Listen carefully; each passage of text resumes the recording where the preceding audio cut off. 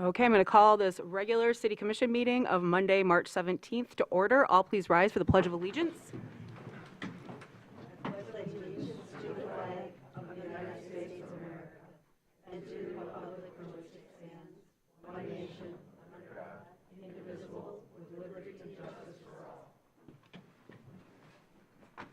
As always, we begin by acknowledging the land on which we gather is the territory of the Ottawa and Chippewa peoples who have stewarded this land through the generations. Thank you for your resilience and strength in protecting this land and inspiring us to uphold our responsibilities to do the same. And Benjamin, I will hand it over to you now for roll call. Yes, and good evening, Commissioner Anderson. Here. Commissioner Shaw. Here. Commissioner Stanley. Here. Commissioner Treadwell. Here. Commissioner Werner. Here. Mayor Pro Tem Wilson. Here. And Mayor Shamrow. Here. All right, and I'm actually going to ask for an agenda amendment here on new business, swapping 1 and 2. This was our Mayor Pro Tem has you've got a housing conference? Yes. So I may need, depending on how long some of these agenda items go, I may have to leave early. And so I would like to at least make it for that one. Great. Is there any objection to changing the agenda? Okay, seeing none. And then I also wanted to let everyone know, both on our commission and in the public, that Commissioner Stanley is here completely except with her voice. I know, our mics are not on, guys. I don't know who can help with that. But I didn't think so when I talked into it originally. But in the meantime, I will project a little bit more. And in the spirit of that, Commissioner Stanley has laryngitis, so she is here in everything but voice. She'll write down a note if there's anything massive, but if you're wondering why, if she's not actively participating in the conversation, that is why this evening. So with that, as soon as we have, Benjamin's now going to put our consent calendar on hold for a moment while we try to get our mics working.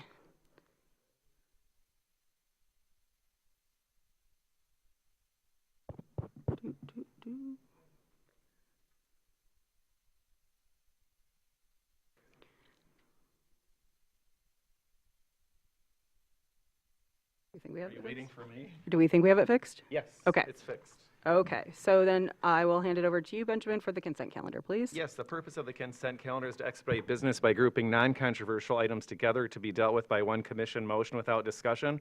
Any member of the commission, staff, or the public can ask that any item on the consent calendar be removed from it and placed elsewhere on the agenda for individual consideration by the commission, and such requests will be automatically respected.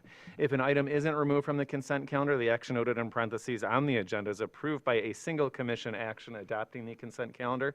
Item 1, consideration of approving the minutes of the March 3rd and March 10, 2025 meetings of the City Commission. Approval recommended. Item 2, consideration of enacting an amendment to the Traverse City Code of Ordinances to reduce the number of members on the Downtown Development Authority Board of Directors from 12 to 9. Enactment recommended. Item 3, consideration of approving a management agreement for Veterans Memorial Park with Grand Traverse Veterans Coalition for shared maintenance and operations. Approval recommended.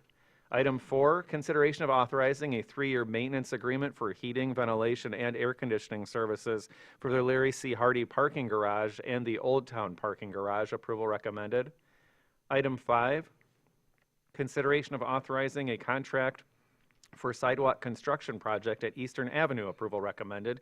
Item 6, consideration of authorizing an agreement for construction engineering services for the West Side Sanitary Sewer Rehabilitation Project, and consideration of authorizing a construction agreement for the West Side Sewer Rehabilitation Project. Approval recommended. Item 7, consideration of authorizing an amendment to the consultant agreement for construction engineering services related to the Galvanized Water Services Replacement Project. Approval recommended. Item 8, consideration of authorizing a budget amendment to increase the Old Town TIF's contribution to the Hannah Park Overlook by an additional $4,000 for a total contribution of $109,000, and consideration of authorizing an amendment to the contract for the work. Approval recommended. Item 9, consideration of authorizing and confirming purchase order for unleaded gasoline for city operational use. Approval recommended. Item 10, consideration of authorizing a purchase order for a V-Box spreader with liquid applicator for the Streets Division. Approval recommended. Item 11, consideration of adopting to make permanent a traffic control order which provides for clarification on parking locations on the east side of South Oak Street, south of West Front Street. Approval recommended.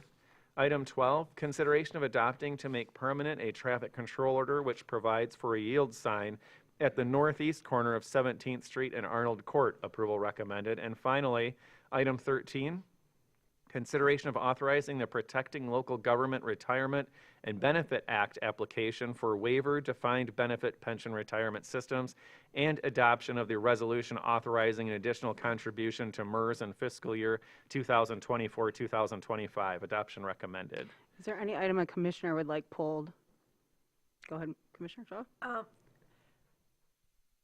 I have a comment on 5. I don't know if I need to pull it. If you You just have a don't. quick comment, you can go ahead.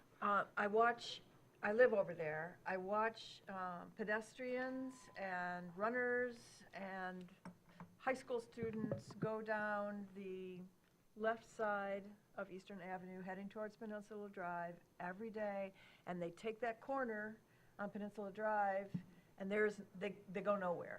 And this is not solving that problem. So I hope engineering figures out some way to control the traffic, because the traffic coming up Peninsula Drive does not slow down to take that right-hand turn on Eastern Avenue. They take it right on the corner there, and it's just it's a tragedy waiting to happen. Okay. I'd also like to pull 13. Pull 15 or 13? 13. 13, thank you. Okay, any others? Go ahead, Jackie. I have very quick questions on 6, 7, and 10. Okay, 6, 7, and 10. Any others? Seeing none, would any member of the public like to pull any item from the consent calendar excluding 13, 6, 7, and 10? Seeing none, I'll bring it back for a motion. I'll move that we approve the consent calendar as amended. Support. Okay, thank you, Warner and Treadwell. All in favor? Aye. Opposed? Motion passes. We'll start with item 13. And you had this pulled, Heather? Yeah, I just have a question. Remember to about- pull your mic down. I just know that Oh. sometimes. About how this became underfunded. It's kind of like getting a notice in the paper that said, or in your mailbox that says, cancellation in red. It's not So that, I'm just wondering. So this is, not sure, I brought this to you last year as well. So this is something that we've been looking in the history, we've had it historically in the past, and it has to do with the percentage funding versus the benefits. As the benefits go up, we have to, we're getting really close. I think we're at like 57% is where it's at. And it's supposed But- to be at 60, is that right? Minimum. 60 is the minimum. Yeah, but it's nothing new. This is, like I said, this is what we're required to do for the state to ask for the waiver. But as far as the benefits go, the pension is calculated by Gabriel Roeder based on the benefits. As wages increase, those benefits increase, which then we have our ARC, our annual required contribution that we pay. But it's just keeping pace with the increases that we've had over the last couple of years. So you're saying this happens all the time because as wages increase, benefits increase, and so you're constantly And reevaluating the ARC every year? is supposed to keep up with it, but it's always, we're based on the 2023 year, so they're always behind in calculating. So these additional contributions will help us get that caught up, is the hope and plan. Thank you.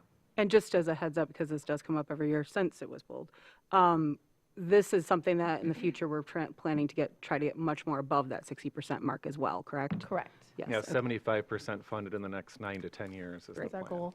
Okay, It's a good perfect. goal. Thank you. Are there other questions, or could I get a motion, please? I can't find it. Let's see. I move that the city manager be authorized to execute the Protecting Local Government Retirement and Benefit Act application for waiver defined benefit pension retirement systems, and further that the resolution authorizing an additional contribution to municipal employees retirement system, MERS, in fiscal year 2024 be adopted.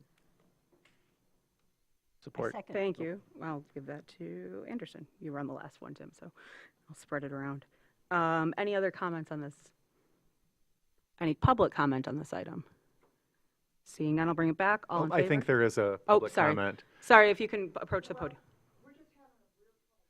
Thank you. Oh, Okay. okay. Okay. So, Okay, well, we'll try Thank you. to get that addressed. okay, in the Yeah. meantime, everybody up here, let's not talk just clearly, let's speak loudly. So that said, Bring it back to the commission. All in favor? Aye. Opposed? Motion passes. So we're on to item number 6 now. And Commissioner Anderson, you had this pulled because you had a quick question, you said? Yes, a quick question, please. I was rather surprised to see a 25% contingency and just wondered what the rationale was for that. Hi, Art Krieger, Director of Utilities with the city. That's a great question.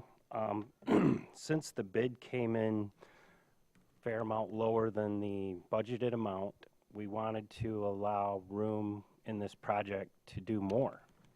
So if we, feeling like we have a good price and we do what we put out to bid and we have time in the project and other areas that we want to address with lining sewers, and we have a handful that we're already looking at doing, gives us the ability to do that with the funds that were allocated in the current budget. And Thank you. Sure. That- Just one more thing. There are some unknowns out there. Obviously, underground, anything can happen, but a lot of our video surveillance of these pipes is from 2015 and that era, so they could have had, more damage since then. And if we find a collapsed pipe that we can't, say, line, we may have to dig up a spot and replace a piece. So we wanted to have ample money in there to do that as well. Thanks. So even within the potential increase in scope of work, we're still operating within the original budget for this project. That is correct. Thank you. Any other questions or a motion? Can I make the motion? Sure, great, yeah. I move that the mayor and city clerk execute an agreement with Hubble, Roth, and Clark in the amount not to exceed $83,695 for construction engineering services related to the West Side Sanitary Sewer Rehabilitation Project, with such agreement subject to approval as to its substance by the city manager and its form by the city attorney, with funds available in the Sewer Fund 590, and further that the mayor and city clerk execute an agreement with Performance Pipelining, Inc., PPI, in the not-to-exceed amount of $1,129,109.12, which includes a 25% contingency, with such agreement subject to approval as to its substance by the city manager and its form by the city attorney, with funds available in the Sewer Fund 590. Thank you. Support. Thank you. Any other questions on this item? Seeing none, and Art, you don't have to go too far. Any public comment on this item? Seeing none, I'll bring it back. All in favor? Aye. Opposed? Motion passes. Item 7, this was also one you had a quick question on. Commissioner Anderson, and go ahead. it's for Art again. Is this the end of the galvanized replacements? Will we see another year of extension, or is this going to be it? We will see more, so this won't be the end. I did forward an email or reply to some questions about this earlier today with Liz, and I think it was forwarded to the commissioners. Excuse me, but the rough numbers are, after this project, we'll do 130. Then we have about 180 funding for another 180. And I don't have these numbers in my head, and I didn't bring that paper with me. But that brings it down to about 140 left that we know of for sure that need to get replaced. So that we're fine going through the records with a fine-tooth comb. Hopefully we can weed out some more that we don't need to do, but current records, I believe, is in the 450 range that are left. So between this project taking out 130, 180, we have funding with the earmark fund that came from the state. We can do about 180, and that leaves about 140. Good. Thank So, you. If you do an estimate on dollars required that aren't quite funded yet, it would be in the neighborhood of $1.5 million. They're running around 10,000 apiece. So Okay, that helps. Thank you. Okay, other questions while Art's up there, or I would take a motion? Although I do see her taking notes. Jackie, go ahead. I move that the mayor and city clerk be authorized to execute an amendment to the 2023 contract with Hubble, Roth, and Clark, HRC, in an amount not to exceed $75,000 for additional work on the galvanized water services replacement project. Such amendment subject to approval as to its substance by the city manager and its form by the city attorney, with funds therefore available in the Water Fund 591. Thank you. Support. Thank you, Commissioner Warner. Any other comments on this? Any public comment on this? Seeing none, I'll bring it back. All in favor? Aye. Opposed? Motion passes. Okay, and finally, item number 10, you had this pulled as well, Commissioner Anderson? Yes. Also a quick question or long? I'm just kidding. it's I'm a- just it's kidding. a- You don't have to qualify it. I think it'll be a quick question. It's really for future action. Is Frank Yep. here? Yep. Great. I intend to vote in favor of this. I think it's a great technology, and I'm really excited about what it may do to reduce our use of salt on the roads. From the proposal, it looked as though this may be the first of future similar equipment to be acquired if this works well. And my question was, is there a plan in place to track the performance so that those future decisions are easy to make? Sure, great question, and thank you for asking it.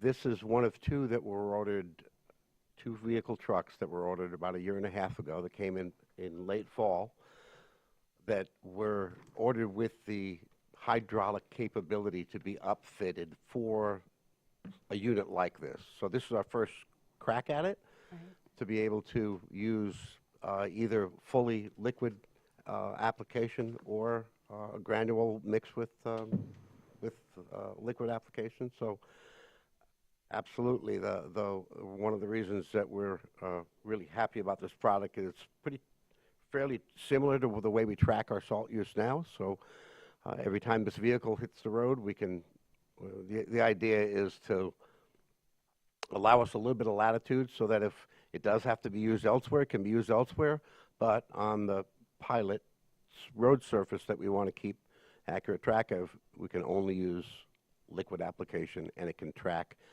just when the liquid comes out rather than granular too. So the idea is to use all that data and see if it's working, if we're getting the same level of service, and then decide on making more purchases like this. Great. Thank you. Yeah, thank you. Any other questions? Go ahead, Heather. Would you agree that the snow that we got yesterday was system snow rather than lake effect? It was on the map, it's coming across the country, so that would make it system yes, snow? that came from the system. So, so this spreader would allegedly allow you to pre-treat the streets with this low salt spray. With a complete liquid application instead of putting down rock salt mixed with a beet heat. So Did you use any salt yesterday? I do not believe we did. I asked the same question to staff, and they did. There were some folks in last night to check to be aware of the road conditions. If they did, it might have been minor at intersections. But the only time we really are putting salt down is when those temperatures and the road conditions reflect safety issues. So I couldn't tell you exactly if any of those trucks, how much they put down right standing here, but I can find out the information for you if you'd like. Okay, thanks very much. Yeah. Well, I can't Okay, and then say- we'll take a motion or any other questions? Or do we have a motion? No, we don't have a motion on this one. Sorry. I'll be Thank happy to you, move. Jackie. I move that Garage Equipment 206, a Monroe spreader, be declared as surplus, and additionally, that the city manager be authorized to issue a purchase order to Truck and Trailer Specialties of Boyne Falls, Inc. for one V-Box spreader with liquid application system in an amount not to exceed $50,765.49, with funds available in the Garage Fund 661. Support. Thank you, Commissioners Anderson and Treadwell. Any other questions on this or comments? Seeing none, any public comment on this? Go ahead. And I'll state the rules for public comment this evening. Please, if you're willing, state your name and address, indicate if you're a city resident, non-city resident, or city business owner. We do have a 3-minute time allotment. When your time is elapsed, the timer will beep, and we ask that all language be respectful to everyone.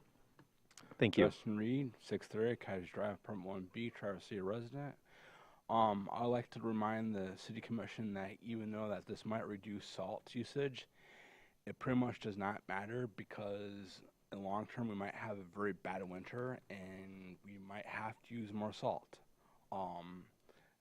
And I'll say this again, I said this last time, unless the city commission can go and predict weather, unless they have Mother Nature in their pocket, I don't think that they know what the outcome of every winter is going to be. Some are going to be worse, some are going to be just very warm, and there might not be any salt use. Thank you.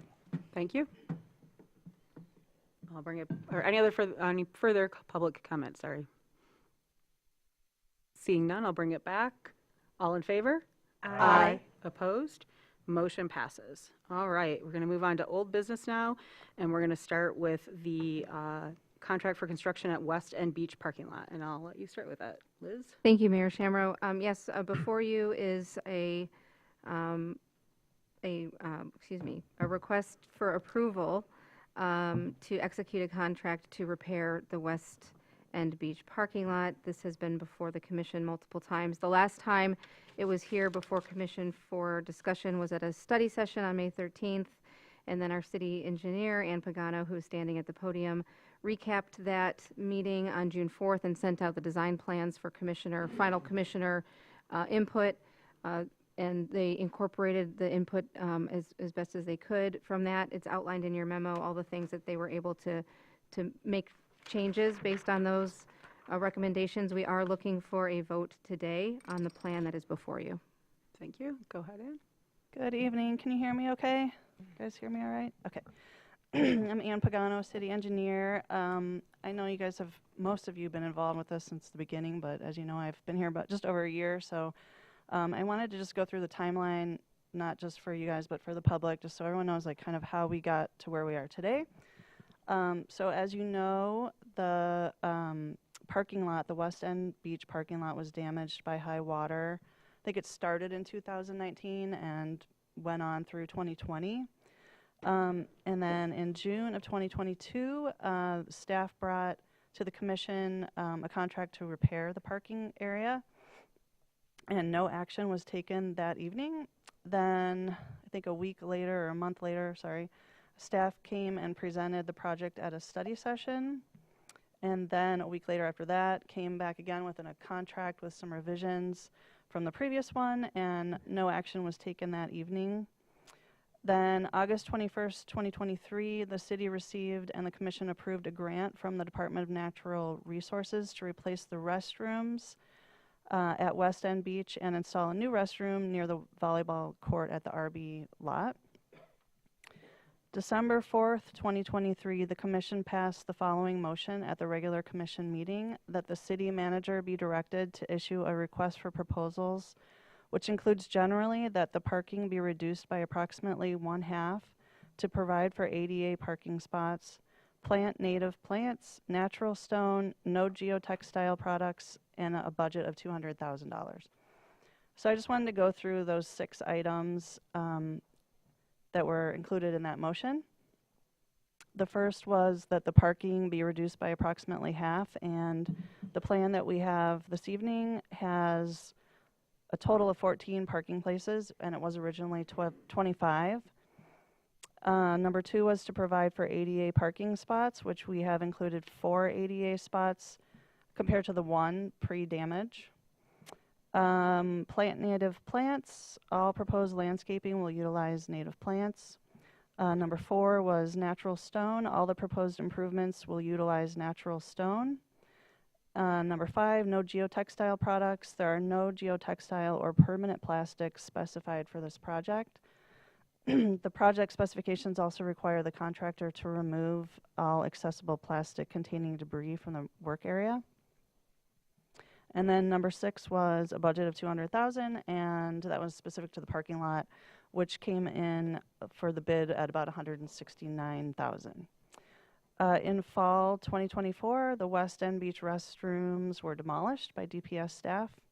And then March 6th, the construction bids were received for the project. We received 4 bids, and Pop Excavating was the low bid at approximately $352,000.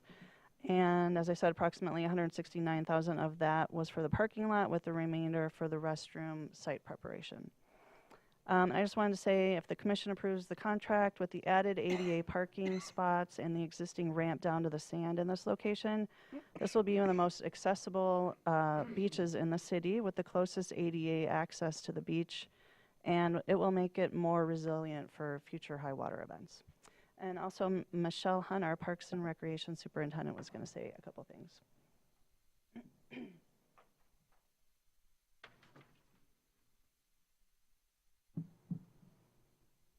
Hi, Michelle Hunt, Parks and Recreation Superintendent. Thank you, Anne, for that thorough overview.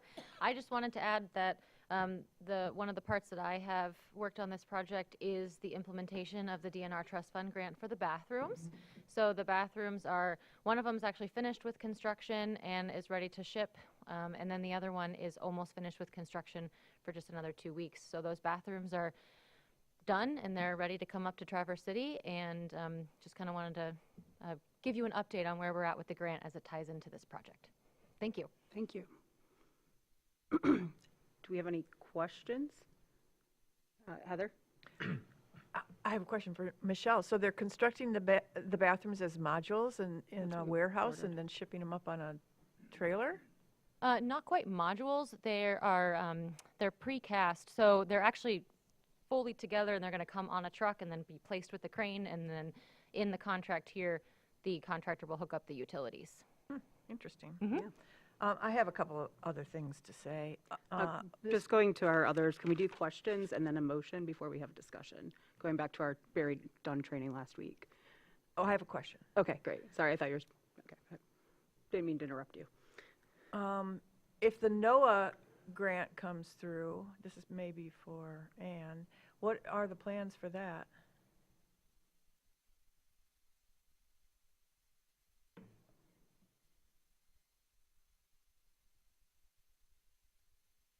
Go ahead.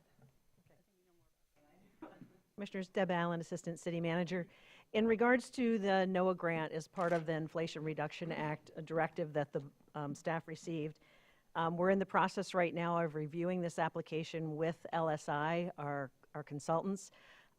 So far, they feel very encouraged by the information. This is actually data that had been put together in fall of 2023 that was part of a collaborative grant request. It was about a $49 million grant request. It was not successful, and so we've carved out those components, about $12 million that were specific to the city and primarily part of city parks and those coastal areas as part of the renovations of those coastal lands. And so we're very encouraged, but this is very preliminary. The grant application will not go into April 16. So I would encourage the board to move forward with this from the standpoint that this will only help our efforts, I think, with the grant application. But again, it's very preliminary right now in terms of the grant itself. Thank you. One more question? Mhm. And just to Question away. clarify, we're only allowed to ask questions So now? based on what was the feedback of Barry Dunn, was parliamentary procedure is questions and then a motion and then discussion. So sometimes we have a lot of discussion before we actually have a motion, and it just kind of confuses the order, just to make it clear. So questions, all we want right now, motion, comments, and even further questions if we have them after the motion is what we're going to try to aim for. Okay, final question. There is geotextile. It is called geotextile on the plans here, but there is geotextile that is fully natural. It It's could all be natural pineapple material. or sisal or coconut. So even the threads, right? Yep, Because, everything you know, is, okay. is all natural, Just yes. making sure. Thank you. Tim? So a question, who designed the slope with the riprap, the 25% slope then with the dune grass planted on it in 8 inches of sand? We design that in-house. Okay, because that's not going to last the next time the water comes up, which might be fine, but we need to be public about it, that this is sacrificial, and we plan to sacrifice it because dune grass needs something to grow into more than just 8 inches of sand on top. And it might not even make it that long because up against a parking lot, kids and some adults are going to just jump out of the parking lot and run down to the beach right across this. So with a hard surface on a slope underneath it, it's not going to last very long. Do you have like plans to, I guess that's the question. Do you have plans to keep people off of it and plans when the water does come back up to try to help keep it in place? I think we're going to keep an eye on it. I mean, we can always plant more species in the future with help from parks. We've been talking to Michelle actually about doing additional plantings on top of what we're already proposing. So I think we're going to keep an eye on it and see how it works. Thank you. Go ahead. So we've been talking about this. This has been an issue for the entirety of my term, and I think we're Years at a before that point even. where we, excuse me? Years before that. Yes. And so if you want to help with how to structure this motion, I'm prepared to make it. I think if you read what's there. There is a proposed motion. I can read that if you'd like. Please. Yeah, that the mayor and city clerk be authorized to execute an agreement with Pop Excavating in the amount not to exceed $387,788.78, which includes a 10% contingency, or $35,253.53, for the construction of the West End Beach parking lot and restroom preparation project. Such contract subject as to approval as to its substance by the city manager and its form by the city attorney, with funds available in the capital outlay fund and the MDNR trust fund grant. Great job, That's my Mark. motion. Okay. Great. And I'll second that motion. All right. Thank you, Mr. Treadwell. All right, and because the motion's on the table, anything goes now. Go ahead, Tim. Yeah, I'll be voting against this, and even with sacrificial sand and plants on there, I could accept that, but the main thing that's being lost and wasn't included in the detailed explanation given, which is fine because our current city engineer wasn't here then, is 2 meetings where no action was taken should be a red flag for the city. That doesn't happen very often, and 2 meetings on the same topic where no action is taken should raise a lot of questions about what's going on. And one of the main point, and that to me, the main point of tension between the city commission at the time and since then, and city manager at the time, interim city manager in between, and I'm not so certain about current city manager because we've had so many meetings, but the main point of tension was the size of the parking lot, not the number of parking spaces. We directed to reduce the parking lot by half, but that was taken as reduce the number of parking spaces by half, which was not the request. All the discussion was about this is a park, and yes, certainly at least for ADA, we need parking spaces, but how about we provide park space for people? That was my takeaway from the many discussions we had. And so this proposal reduces the pavement by 6%, not 1/2, not 50%, but 6%. So if we actually reduced the pavement amount, there'd be space for picnic tables. We hear people like to pull in there and sit and watch. Well, how about we put picnic tables or benches or whatever it is in park space for people? Again, to me, yes, it's a different city commission now and a different makeup, and maybe it will pass. But it relates back to me to last week's meeting about how we as a body interact with the city manager and the city manager's staff. And again, to me, this is red flags. Like there were 2 meetings with no action over a particular item. And here we are essentially at 6%.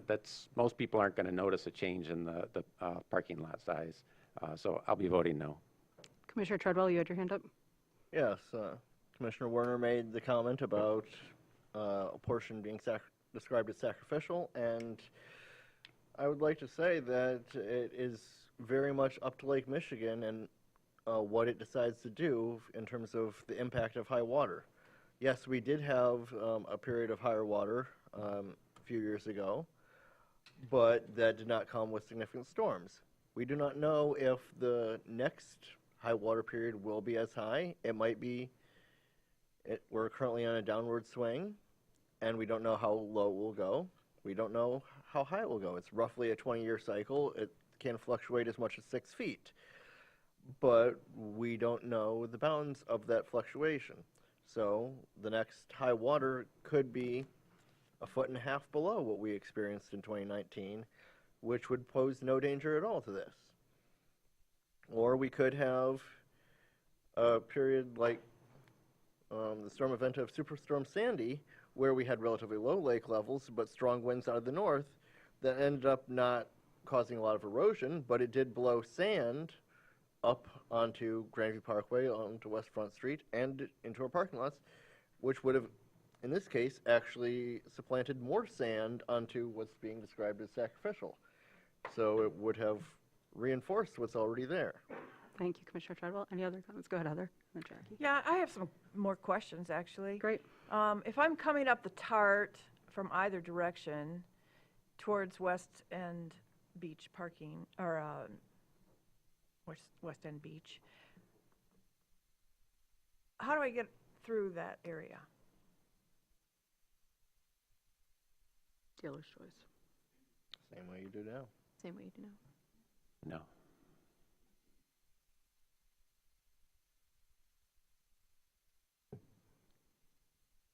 Can you repeat that, Commissioner? So Schulman? I'm on the TART trail, I'm walking or I'm biking, Mhm. going, it doesn't matter, east or west, and I come up to this West End Beach parking area. How do I get through there?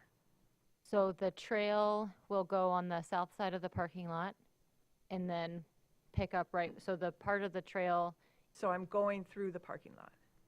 the trail is buffered on both sides with vegetation. The new trail that MDOT is building. So there's the parking lot, and then there's a median, for lack of a better word, and there's vegetation on both sides. The trail's in the middle. So if you're coming from the east, you're going west, you kind of like dip down a little bit, go along the trail, and then it goes right back up to where the trail currently exists to go all along the west. Okay, so I'm not actually having to dive into the parking lot and then dive back out again. Correct. I'm just There- crossing the entrance and the exit. Correct. Okay. Correct. Well, I'm wondering also, there was a recommendation up here about moving the parking to the parkway side in order to create a sidewalk up there. So if you do have a wheelchair or if you have children, that you could get safely to the beach accesses on either side. Why was that not acted on? I add one thing first. The piece, Ann will answer the piece because about the MDOT with the trail, but I wanted to add that this plan does change the access, the ADA access from those easternmost parking spaces to the bathhouse and then down into the beach. We made an effort to make sure that that was more accessible, replacing all that concrete and creating an access. So if you're parking in either two of the east ADA parking spaces, there is access for you to get to the bathhouse and then to get down to the beach, as well as you can, it's not for wheelchair access, but there are going to be the stone stairs down onto the beach. Then on the west side, there is the existing concrete ramp. So the opportunity for someone to park and have that barrier where they're accessing the ADA space, accessing the sidewalk through ADA access, that will be right there from the parking spaces. But still, if I come in from the east and I park near the bathhouse and I have a wheelchair and I'm going to have to go behind all the cars in the parking lot to get to that access down on the west side. But if there aren't any spots, that's what I'm going to have to do, right? I think so. Just one last question. What happened to reducing the actual area that Commissioner Werner brought up, reducing the area by half? Our understanding from the resolution from December 2023 was to reduce the number of parking spaces, not the area. That was not our understanding. Commissioner Anderson, you had your hand up next. I did. I am struggling with a couple of things. Within the drawings, pages, I think, 10 through 12, there was location number 2, which looked to me like the parking area to the east of the volleyball courts. Is that part of this proposal? Because Right, the numbers aren't adding up without there being something else that we haven't talked about. Yeah, so there's 2 restrooms that are proposed. One is by the West End Beach parking lot, and the other one's at the RB volleyball courts. So there's two site prep areas that we need to get ready with utilities and the grading and all that, the foundation, so they can place the restrooms. Okay, good to know. Thank you. So when we're talking about just the West End Beach parking lot itself and the restroom prep for that restroom, we've gotten up to 197,000 It's 169 for the parking lot. and 28 for the restroom. So that's about 200 for the total. Yep, that's correct. Thank you. But our total, including 10% contingency, is 387,000. So that's for the other site as well, by the RB parking lot. It But should be that broken can't be out in just, that just table. for preparing the restroom site, is it? There must be something beyond that if it costs. There's utilities, Mhm. yeah, utilities and grading and foundation. Okay. Yeah. All right. Thank you.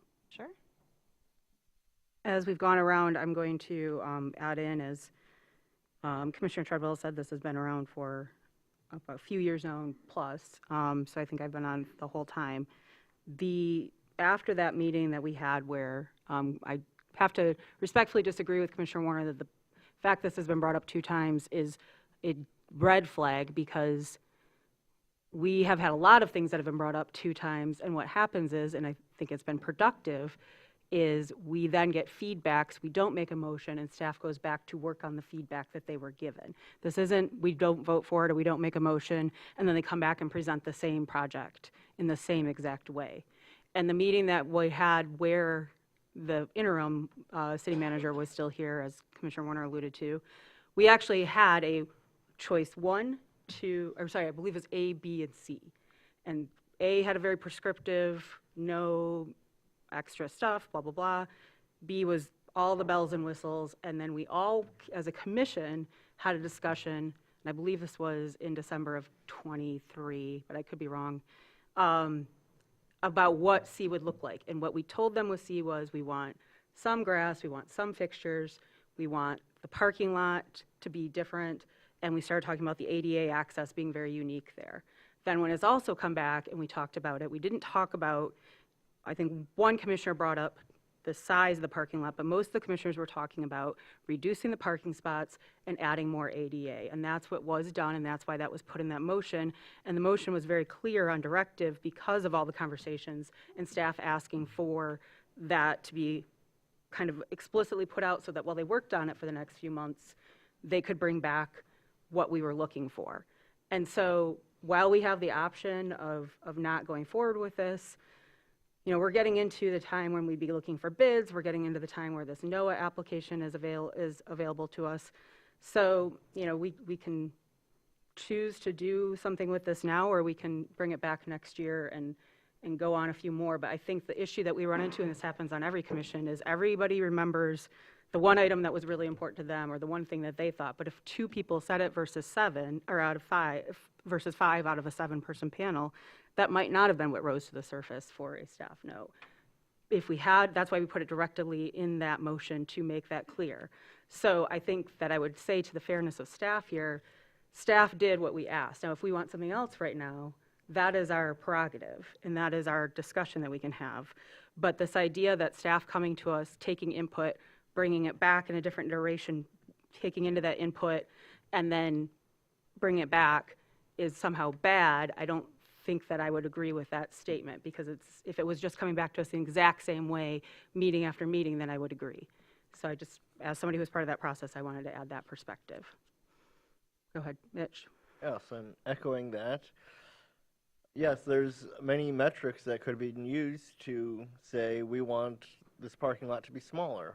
We could have said the square footage. We could have said how much of it was asphalt versus impervious pavements versus concrete. We could have said how many parking spaces. We could have said how much specifically ADA parking spaces versus pull-in versus parking spaces that are there right now. What we had chosen to do as a board in the memo is to use the metric of number of parking spaces, which going from 25 to 14 is a reduction of almost half, which is what I recall having been asked for. That does account for the fact that in this design, handicapped parking spaces, which were specifically requested, require an area right next to them where somebody can unload a wheelchair, a mobility device, etc. So it takes up slightly more space than just a simple parking space. Also, this board, or the commission at the time, said that there should be space for pulling in and dropping stuff off, but not necessarily parking. On both east and west ends of this parking lot design, just past the handicap spaces, there are areas where somebody can pull in, unload coolers, blankets, etc., and then pull out to park across the street or at some other area. But to have that pull-in, drop-off area still requires some parking space, some pavement that is part of this parking lot, even if it is not a designated parking space. We could have offered other metrics of, as I said, but by the metrics that we presented, that staff had to go on, they met our request. Thank you, Commissioner Treadwell. Any other questions or comments? Just Tim a and quick then follow-up Jackie. on that is that, to me, though, it gets to communication. And we were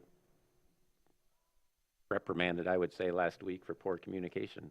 That if staff had a question about what it was, didn't have to just look at the motion. Staff could have talked to the city manager, who could have reached out to members of the city commission to get some clarification. It's not that we exist in silos and can't have communication, as long as it goes through the city manager. I'm going to also say, though, that as, well, were you going to say something? I was at the May 13th study session, and I recall vividly the conversation about reducing the number of physical spots, adding more ADA, and also having a place for people to pull in, to drop, and to leave. So that was communicated at the May 13th study session, and there was a follow-up on our understanding via email. This is our takeaways from exactly what happened on June 4th, and we received no communication from a commissioner saying that's not what happened. Our understanding is that our current plan that we presented had 1 ADA, the commission would like 4. You'd like us to reduce the numbers, and that was all given with the plan for feedback on June 4th of last year. So I have to push back there, Mr. Warner. Sharon Anderson, go ahead. I think what the mayor said about each of us having a hot button topic around this really resonated for me, and mine was ensuring the pedestrian safety for folks who are using this area, but particularly for those who are wheelchair bound. And I'm very happy with the access solutions down to the beach. I think that's great progress. Increasing the number of ADA parking spots, great progress. Is there some glaring reason why you wouldn't just put all 4 of the ADA spots close to the restroom? And They actually were together, and actually feedback we received, I believe it was from Commissioner Shaw, said, shouldn't you have 2 on one end and 2 on the other? And that was that was feedback that we incorporated back into that design. okay, thank you. Yes. So good reason. Feedback. Go ahead, Commissioner. Yeah, Treadwell. speaking to that, I can say that, yes, the bathroom building is a facility that somebody that's using a handicapped space might like to access, but handicapped placards are not just for people with wheelchairs, and the bathroom building is not the only reason that somebody would be there. There is a way to get down to the beach that, in this design, will be a lot more accessible than the current cliff off the edge of a pavement at a parking lot, that it might not be a wheelchair ramp, but somebody with a cane can much more easily get down to the beach on the east end as well. So somebody that wants to go with their little picnic basket to have a picnic on the beach can go on either end of the parking lot. Thank you, Commissioner Treadwell. Not seeing any hands up right now. I'm going to go ahead and open this up. Does anybody have any public comment on this item? Please feel free to approach the podium.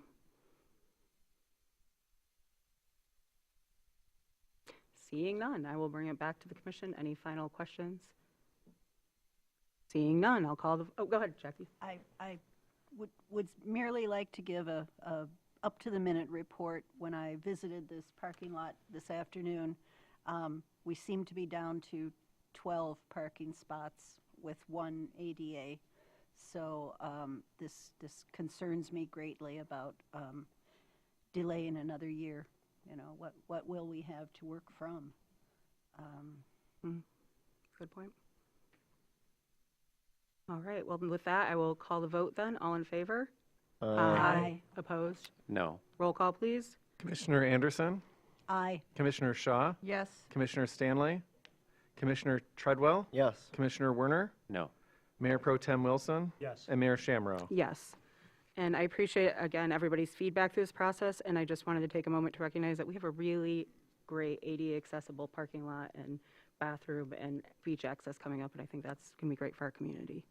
All right, so with that, I'm going to move on now to our consideration of a delivery for salt for the 25-26 season. Go ahead. City Hi, Manager. thank you, Mayor Shamro. Yep, in front of you is the request to purchase 2,000 tons of road salt for the next winter season. We are under 500 tons presently, and so we're hoping to, again, build up that supply for next season.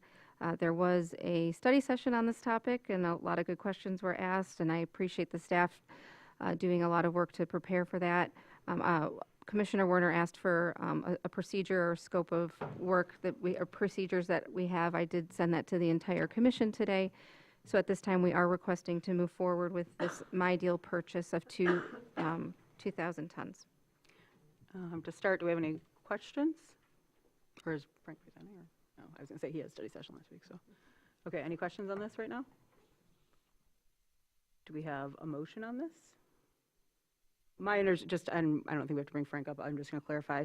As was covered last week, the idea was to have about 2,000 tons of salt for most years going in. Because we got so low this year, that's why we're basically starting at 2,000, but future orders will not inherently be 2,000 if we don't need it, correct? You can just, I don't think we need to call. No, the orders will be based on what we have left based on the previous season to get us up to at least 2,000. That's what we were recommending. We had talked about 2,500. It didn't seem like there was much appetite for that, but we do want to make sure that we have enough at the beginning of the season to get us through to the end. Thank you. Go ahead, Heather. We were supplied today with the salt and sand policy. Frank is still here, isn't he? Yes. In that policy, it did state that city streets were not salted, nor were alleys salted, except at intersections or entrances or exits from alleys when there was ice buildup. Is that your policy? Is that the policy that you're following? Frank Deturi, Director of Public Services. That is in our standard operating procedures under DPS. And Chris Weber is kind enough to come along tonight too. He's really the knowledgeable person for exactly how that gets done. He performed that job for many years before he became superintendent. So the intent is, as you mentioned, local roads is to allow a snowpack to develop, but proximate to intersections and alleys with roadways, especially some of our alleys have quite a bit of slope on them. So those alleys that have slope coming down to the local streets, place a little bit of salt on those so that you don't prevent a car sliding out into the road, across the sidewalk, but not to salt the local roads. Only at intersections. So, so most of the salt then is going on emergency routes and the trunk lines?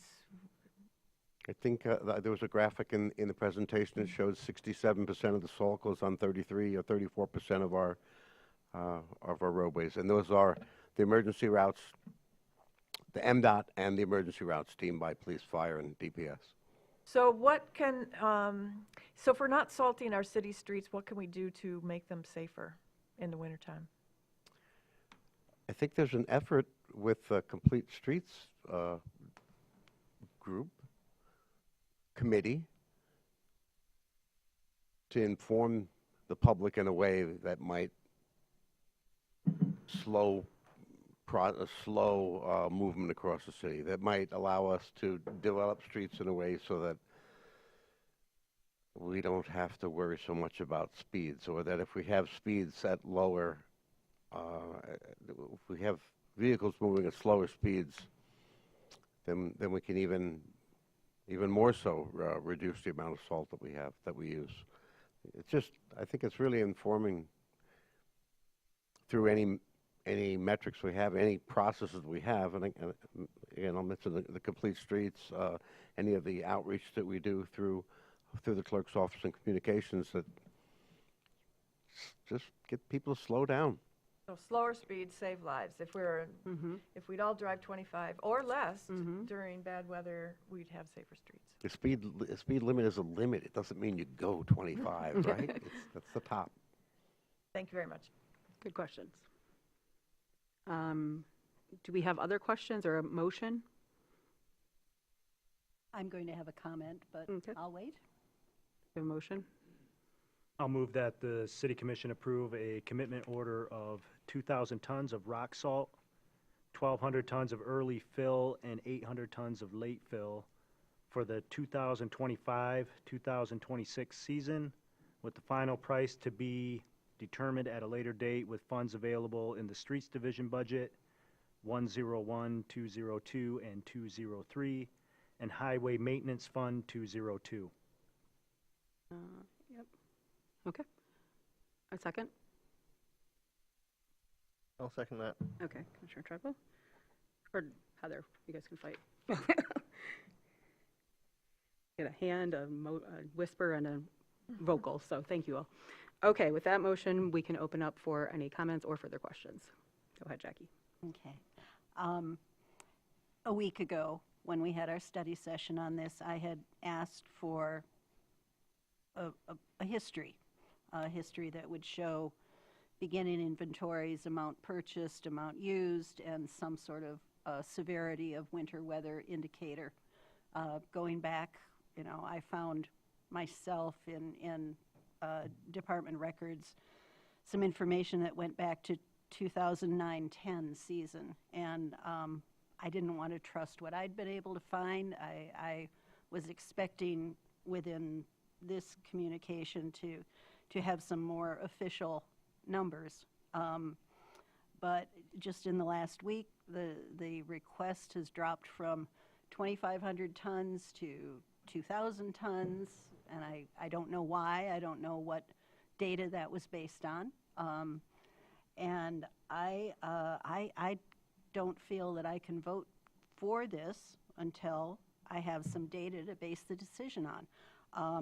If you look at this year, including our 500 extra tons, we purchased a total of 1,100. 23-24, it was 600. 22-23, it was 1,800. 2 years prior to that, apparently it was 0. You have to go back to 2014-15 since we purchased more than 2,000 tons per year. And I understand that we are talking about an inventory management. There are capacity issues, there are usage issues, and there are financial issues connected with this. But I don't think that I should be making this decision without some data to base it on. So, Did you have your hand up, Commissioner Treadwell? No. Okay. I would just say that it was addressed by the city manager that the request had been for 2,500, but based on the conversation, they decided to ask for 2,000 because this is a vote for the commission. And the numbers you gave were kind of provided at the study session by Frank of saying that was to get us basically up to the 2,000, 2,500 range. That's why they've varied so much. So we know from our presentation a couple weeks ago that we don't often just straight run out. And so that's why we don't get very big orders very often. So just to summarize from the study session for some general information. I respect that you asked for that to be provided, and that was not made available or able to be gathered in the last week, but I just wanted to tie that together a little there. Any other questions or comments? Seeing none, any public comment on this?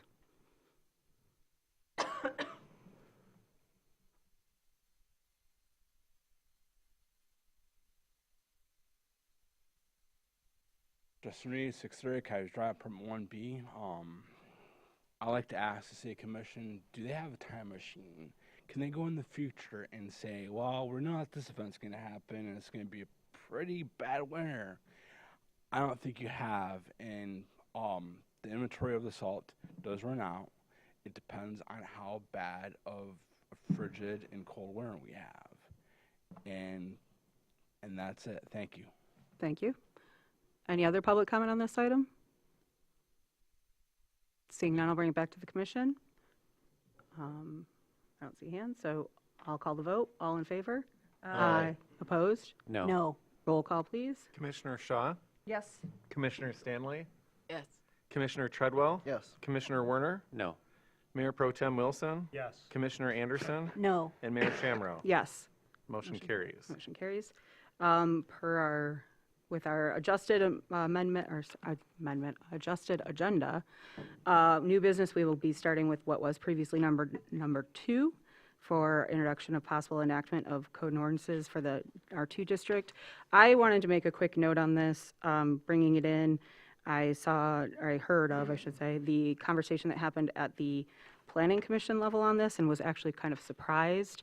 The previous zoning changes that some of these came from, were not mysteriously dealt with. There was a study session where then Mayor Richard Lewis took us through all the items, or maybe it was a regular meeting, but no formal vote. We went through each item, and the commission basically said, yeah, we have an appetite for that right now. No, we don't. And then that, after it had gone through the Planning Commission, and then that was then studied, what was decided to come out of that was then discussed and voted on over a couple of more meetings. And so I understand that that was asked on the spot, and everybody was trying to kind of scramble and remember, but I checked the meeting minutes, I talked to other commissioners from that time, city commissioners, and that was how the process was arrived at for the last time some of these were brought forward and not picked up.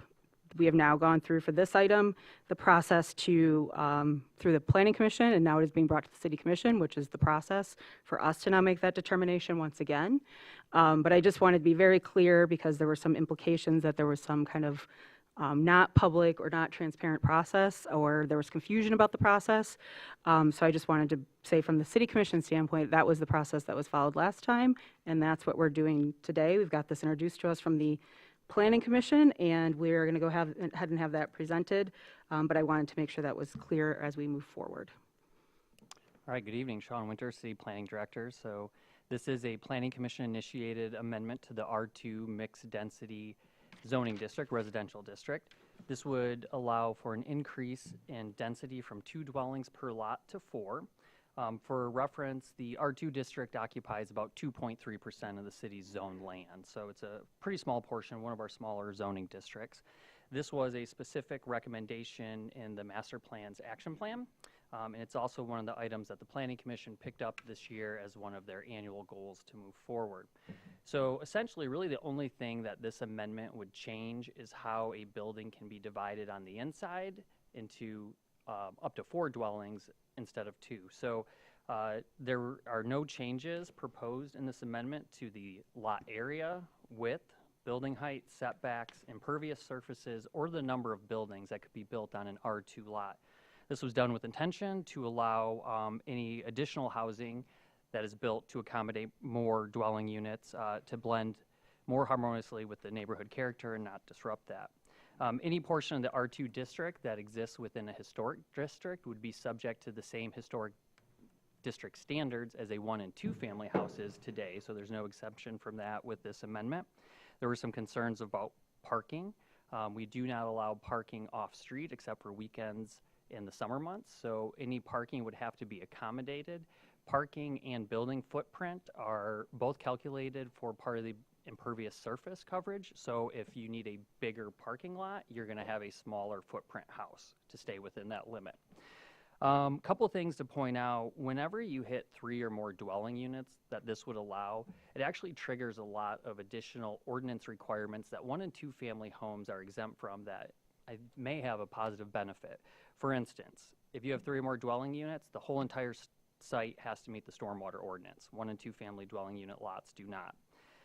Fire suppression and protection is required once you have 3 or more dwelling units. Parking areas must be screened to minimize impact on neighboring properties. These homes, if rented, would be subject to the rental inspection program, or ordinance rather, which our 1 and 2 family homes are prohibited from by charter. And then probably most notably, this would now subject our 2 lots, if they have 3 or more dwellings, to our tree canopy ordinance. So right now, we require on R1 and R2, for 1 and 2 family homes, 1 tree per 4,000 square feet.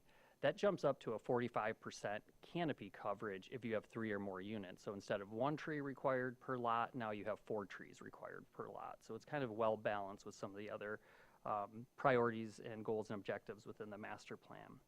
So that's really about all there is to this. It's really about allowing more divisions within the allowed structures to accommodate more housing.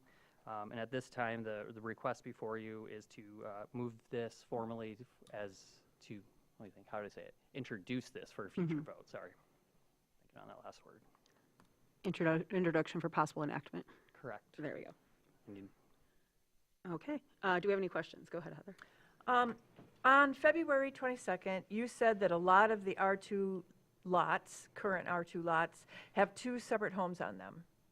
I could not find anything. I don't recall saying that either. I'd have to go back and watch. I watched it. That's what I did. primarily our R2 lots are single-family homes. Well, you said a lot of the R2 lots have 2 separate homes on them. Is that a question or? Well, I was wondering where the data was. Because I mean, I will stand before you and say the majority of our R2 lots are single-family. Okay, here's another question. Were roof heights, the difference between a 35-foot flat roof and the 35-foot peaked roof ever discussed at the, because that is what. Yeah, so we had a study session, I believe it was in October of 2023 at the Planning Commission, and we went through a whole PowerPoint on this. We looked at different SketchUp models with flat roofs and peaked roofs. There is a perception that if you use a flat roof, that it's going to pierce higher in elevation than a peaked roof, and that's not actually the case, because if you have a peaked roof, we measure the building height from the midpoint of the eave to the ridge. So a peaked roof is always going to sit taller than a flat roof at the maximum height. So we went through that. The Planning Commission explored it, and they didn't feel that that was something they wanted to pursue anymore. How about, would you agree that allowing higher density housing generally increases the value of the land that it's sitting on? I'm not a realtor, so I wouldn't feel comfortable making that. And that would lead to higher assessed property values, which then lead to higher property taxes? Well, in that case, if that was the case, then it would be the property taxes would be divided through more units, so it could actually lead to less property taxes. Has there been any outreach to residents across the city because about why nothing has happened with the upzone from 2 years ago, where all single families were allowed to add duplexes? And there have been 5 permits, I understand, issued in 2 years? Yep. So there have been 5 land use permits issued. Only 4 of those actually resulted in something new being built.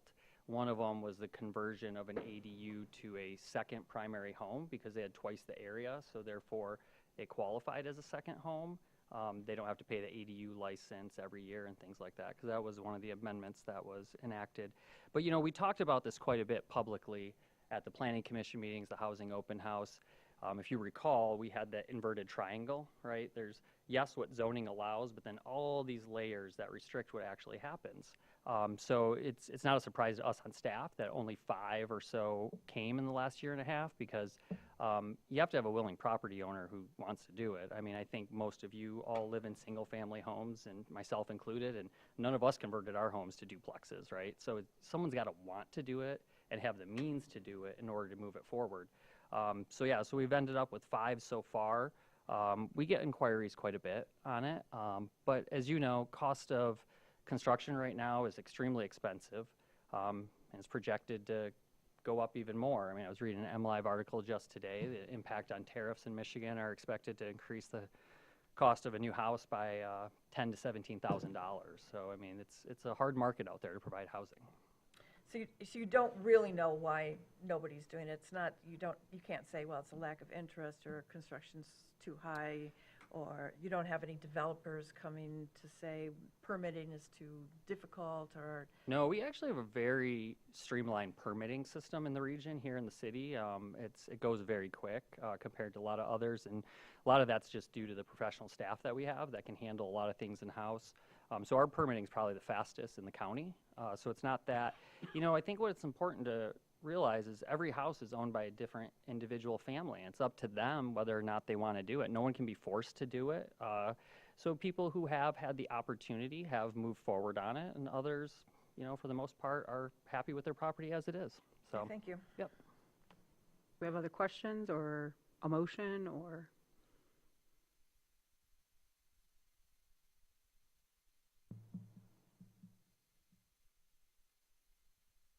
Mitch? I'm not expecting you to have this on hand. I could have asked in the interim between going from planning to city commission, but it might be helpful, as this is just the introduction, but for the future public hearing about this, to have a map from during the extensive open house process that we had. A map was created that shows all the existing duplexes, triplexes, etc., that are in areas that we think of as single-family housing. Mitch, would you like to make a motion then to move that forward? Otherwise, there won't be anything. Yes, I'll make the motion. Unless somebody's faster. I move that the amendments to the Traverse City Code of Ordinances, Chapter 1334 R2, two-family dwelling district, and Chapter 1368 size and area requirements, as recommended by the City Planning Commission, be introduced and scheduled for possible enactment on April 7, 2025. That one. I'll second All that. right, there you go, Commissioner Treadwell. Mayor, if I may, to Yeah. Mitch's question, I still have that existing out there online on that story map, if you still have the link. If not, I will give it to the clerk to distribute, and I'll put it in the April 17th memo as a link. Okay. Commissioner Warner, did you? Yeah, just, I'm not sure how I'm going to vote on this yet, so just voicing that out loud. Like, and even if I vote yes to move it forward, I'm not certain that I would vote yes when it's back in front of us. Are you having a Gary moment where you're kind of talking while you're deciding? Yep. Go ahead, Heather. Yeah, I actually wrote to the Planning Commission about this item, this issue.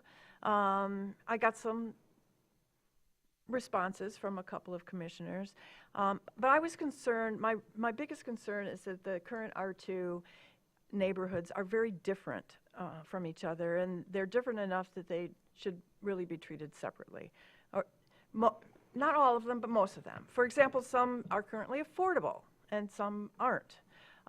Then there was a whole lot of flack that you're probably aware of that flew around about neighborhood character and the so-called implicit or inherent NIMBY bias in the word character, even though that word does appear repeatedly in all sorts of documents that we have in the city. So let's step away from the perceived character and look at the character of the terrain. I don't think you can be a NIMBY when you're talking about different kinds of terrains. The Slabtown neighborhood that's in the R2, for example, has Kids Creek running back and forth all across it, right through the middle of it. And I'm not sure if you're aware that there are 3 properties on Cedar Street that were purchased by one buyer and then divided into 3 lots. And apparently building sites have been identified on Cedar Street. There's nothing there right now except the creek, a bridge, a lot of trees. I just don't see why you would want to increase the density in this neighborhood. It's a fragile ecosystem, and is providing more housing in this particular fragile ecosystem more important than protecting our resources? I just don't get it. The creek doesn't win, the homeowners don't win. If a developer buys that property on Cedar Street and puts in quadplexes, the creek doesn't win, the homeowners don't win, because flooding it already happens. It's happening there right now. The streets don't win because of the water situation and the crumbling asphalt. Nobody wins. So so there's a big difference in that neighborhood that should be looked at separately from the rest of these R2 neighborhoods. Another one, I'm just going to pick out one more, is the neighborhood between Barlow and Rose. The home values in there are about $300,000 right now, more or less, a little bit more, maybe a little bit higher. This is an affordable neighborhood for Traverse City, and there's almost nothing for sale. Allowing higher density housing increases the potential value of land because you can put more units on it. You know, going from a single family house to a duplex is something that an individual homeowner might be interested in, but it's not a developer interest. There's just not enough money to be made from going from 1 to 2. There's a lot of money to be made from going to 1 to 4. And with the strong demand that we have for housing right now, property owners will see their land prices rise, and we will see developers looking at these properties in R2. Increased land values will lead to higher assessed property values, which will increase your local taxes. Yes, Director Winter has a point that if you have more people sitting on a smaller piece of land, that may not happen, but it could also go the other way. In Michigan, you could only increase your assessment by 5%, or the rate of inflation. But new buyers coming in could see a big, sharp jump in their taxes. So again, how is this helpful? And how is this helpful to current homeowners or new buyers? You're going to have higher property values for all landowners, even those not redeveloping. You're going to have an increase in property tax burdens, especially for long-term homeowners who will eventually sell. And you're going to have displacement pressures by rising taxes, making it harder for lower-income residents to afford staying in the area. So this is really serious, and it's not just good enough to wave around your zoning wand and say that more is better. This change affects the lives and the livelihood of people who live here in our city right now. And it's not that I am opposed to upzones. I think that upzones are necessary along our corridors. And this particular area of Rose and Barlow may be a good place for an upzone, but has any outreach happened to to that neighborhood and those residents about what they can expect from their rising value, land value changes and assessments, and from developers?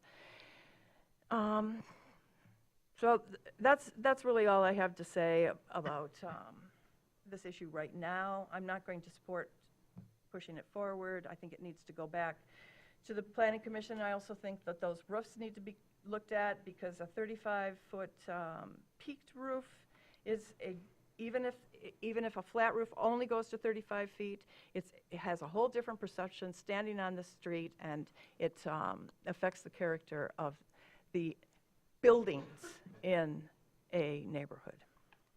Did I see? Sorry, I thought, yeah, okay, go ahead, Mitch. Yes. Well, we have the numbers that from the last zoning reform package, that it triggered 5 permits that created accounted 7 potentially new units, but that is only new units created. That doesn't account for the fact that we do have a number of duplexes, triplexes, etc., that were grandfathered in, because you might have had a house that was built in 1905 as a single-family house for a large extended family, then say at 1950, it was divided into 2, 3, 4, or more apartments, as our zoning code allowed at the time. And since then, our zoning code has become more restrictive, but if the building is still standing and it had the prior use, that prior use is allowed to continue. If an upzoning change goes through, that would not necessarily trigger a new building permit, because the building is still there, it's still being used in the current standing way that it's configured, but it does allow more opportunities for that homeowner to, say, get financing to do a redevelopment project if one of the walls or the roof needs serious work. That's not something that would show up in the spreadsheet of these, were the 5 building permits that resulted from that, because it's not changing the number of units there, it's not changing the size of the building, but it is providing more flexibility to that owner. Also, in response to Commissioner Shaw's comments about Kids Creek, I also feel strongly about the need to protect that watershed. That's why we have the riparian buffer ordinance in development as well. We've put some rules in place about having a buffer of, I believe Kids Creek is 25 feet through that area, that would restrict the ability to develop right up to the water's edge. The property you referenced that recently changed ownership, I think it's rather ironic considering the day, but I've always known that as the Irish property because it was owned by Leslie Irish for the last 20 years. But it is a patch of woods with an outdated, structurally non-functional house on it. You said it has a bridge to that property, but that bridge does not meet any sort of construction standards. It would not meet an Eagle permit, and if any building permit for that was pulled, that bridge would not stand. And for that reason, I have been talking weekly with Dave Weston about that property, because he expects it to come at some point to the Board of Zoning Appeals, on which I sit. And there'd have to be some creative access or site plan for that property to get it developed in our current zoning code or any zoning code, just because of the access issue. So while in that case a property owner might want it to develop, it is not going to get developed within the floodplain, which makes it much harder for that property to get developed. Okay. I've got usually we don't pass notes during commission meetings, but this is a question written down by Commissioner Stanley here. I just want to make that clear since it was a paper being passed. The question from Commissioner Stanley for Sean Winter is, would any quadplex built on Cedar Street be any larger than a single-family home? And I had a similar question, or if somebody decided to build a duplex, would the quad be larger than any of those examples? No, and that's one of the things I want to step up to say. In that example, we're presupposing that if it's allowed to go to a quadplex, that automatically that's what's going to be built there. And we know, we can look at the data. It's in your actual report from the Planning Commission from 2024. That's not necessarily the case. But no, it can't be any larger. It can't be any closer than a single-family home. So I'm having a hard time because we're pointing out that the development of the Cedar Street properties is negative because of quadplex, but we're not hearing the same negativity if they develop it as a single-family home. I've heard a lot about taxes. You know, the state in 2023 enacted a number of pieces of legislation that give you the tools to address that. So if you're concerned about taxes not making it affordable, that is where you could enact ordinances under either the Attainable Residential Facilities Act or Residential Facilities Act. There's two of them. The difference being is one applies for projects that are 4 or fewer dwelling units, and the other one is for 5 or more. The trade-off is that they have to be rented at an affordable rate. So you have the tools before you to adjust that. The Planning Commission can't do anything about taxes, all right? They can only work with the land use regulations, and this is where the City Commission and Planning Commission can work hand in hand to try to address these goals together. So happy to discuss those more in the future if you want, but again, there are options to address that if that is the concern. Mr. Winter touched on one part of tax aspects, but I did make a note, maybe of the people here, Lauren could answer, or maybe Heidi. But the other that was pointed out, and this happens with Proposal A, protected housing, it's only allowed to raise at a certain amount, but I think there's also something we don't talk about a lot, that if we had a bunch of development come online, like 2 hotels, a new apartment building, and 3 duplexes or quadplexes, and I'm using those as small numbers because I don't know what the numbers would be to hit the threshold.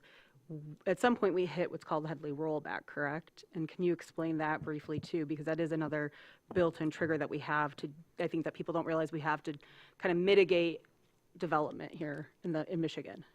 Well, I was told there would be no math, but I know, I'm struggling too. I'm going to turn to Heidi because I think you can probably explain that in better terms than I can. I hope I'm not putting you on the spot, Heidi. And if we need to get back on this one, because I have a vague understanding, but also numbers I know on the spot can be not as fun. So this isn't Headley 101, but just so the taxable value is different than the assessed value, in terms that the assessed value will grow based on the state prescribed percentages that are allowed, but then the taxable value can only go up by a certain calculation, and the county equalization director actually is the one will review that for all of the units. And then what they'll do is our 4029 that you all will assess our millage of the 11 point. And then that will basically say your statutory says you can levy up to 13 mills or of whatever the statute says.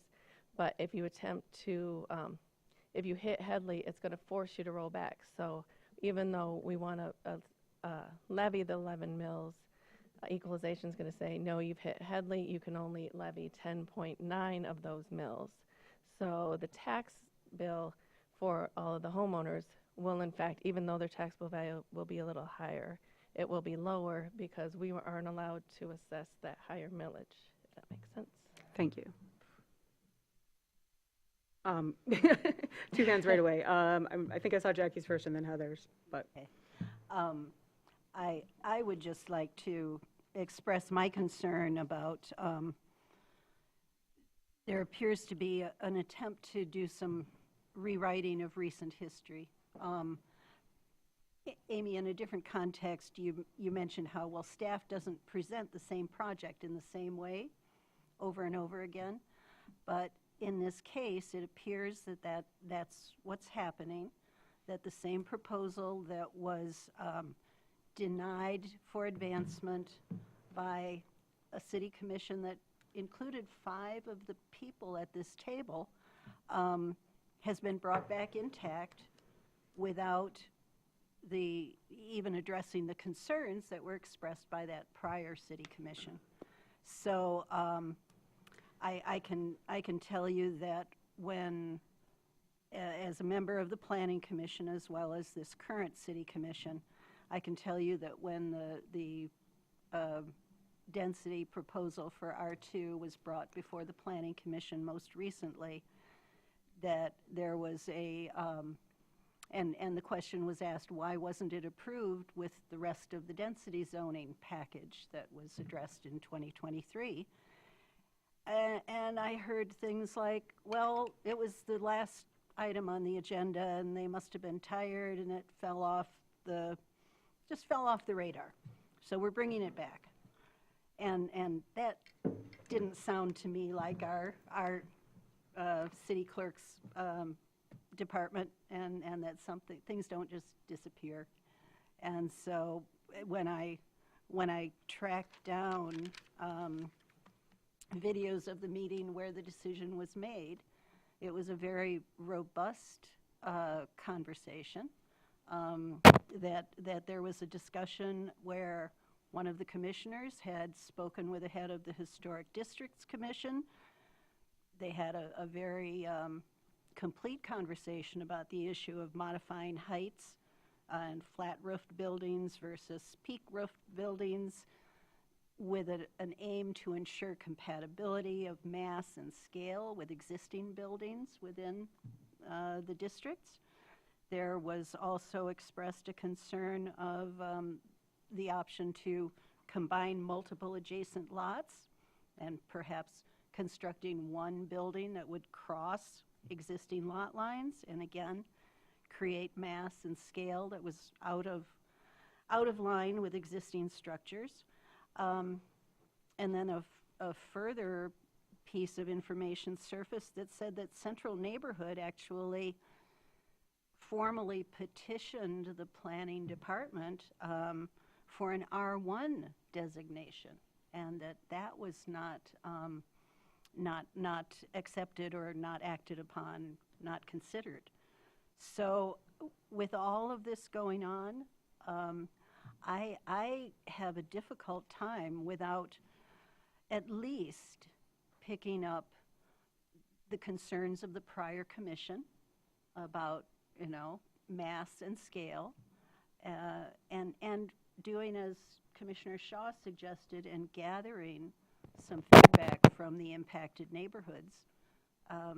I hesitate to move this one forward. Fair. I'll just add to that, if I can, real quick. We've never received an application to rezone the R2 in the central neighborhood. So it's not that staff never acted on it, it's never been received. All right, I just want to make sure that's clear.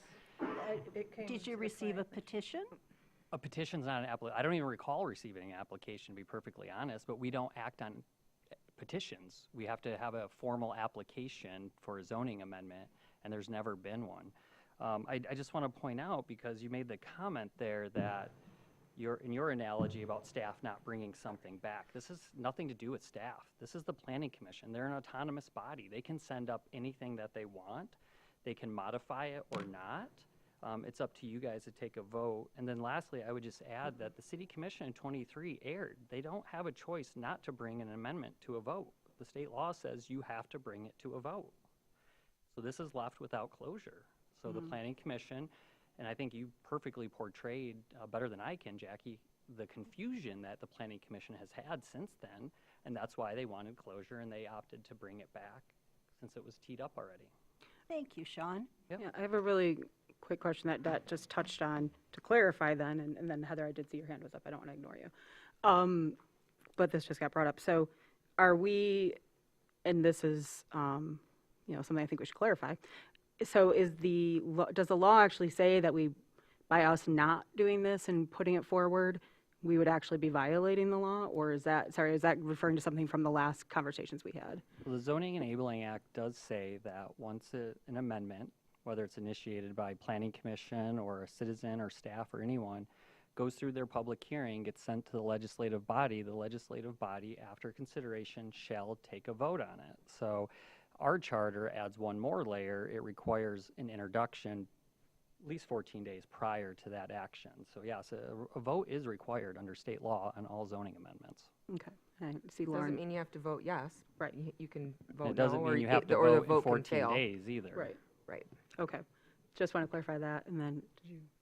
Yeah, I just wanted to thank Mr. Winter for his professionalism this evening. This is not a staff recommendation. It is coming from the Planning Commission on a 7-1 vote, and it is up to this body to vote it up or down. So thank you for answering the questions that came before you tonight. Yep. Heather, Heather, and then Tim, I see your hand go up too. Yes, I remember, I was new on the Planning Commission, so I don't know what it was, but it came from the Central Neighborhood asking to be downsized to R1, and this was during Russ Soren's time. A single-family home in the Slabtown, Kitts Creek area, even though it's only the size of a single-family home, it can be very large, and if there are 4 people or 4 families living in that's more impervious surface. It does impact the terrain. And do we have a riparian buffer ordinance right now? No, that's a rhetorical question. How long have you been working on the riparian buffer ordinance? You've been working on it longer than I have. I think it's been 4 years. Yep. Yep. So if this were, for example, to pass, and there's no riparian buffer, you know, what you've got 10 feet. Kids Creek has 10 feet currently as setback. What does FEMA Hold flood on, I'm say? sorry, Tim Warner had his hand up next. Yeah, just trying to vocalize like what I'm struggling with, and it's been touched on, but in my attempt to put it into words, I guess it's academically, I can see that there's a benefit to the community in 10 and 20 years because there will be more housing, even if it's incremental.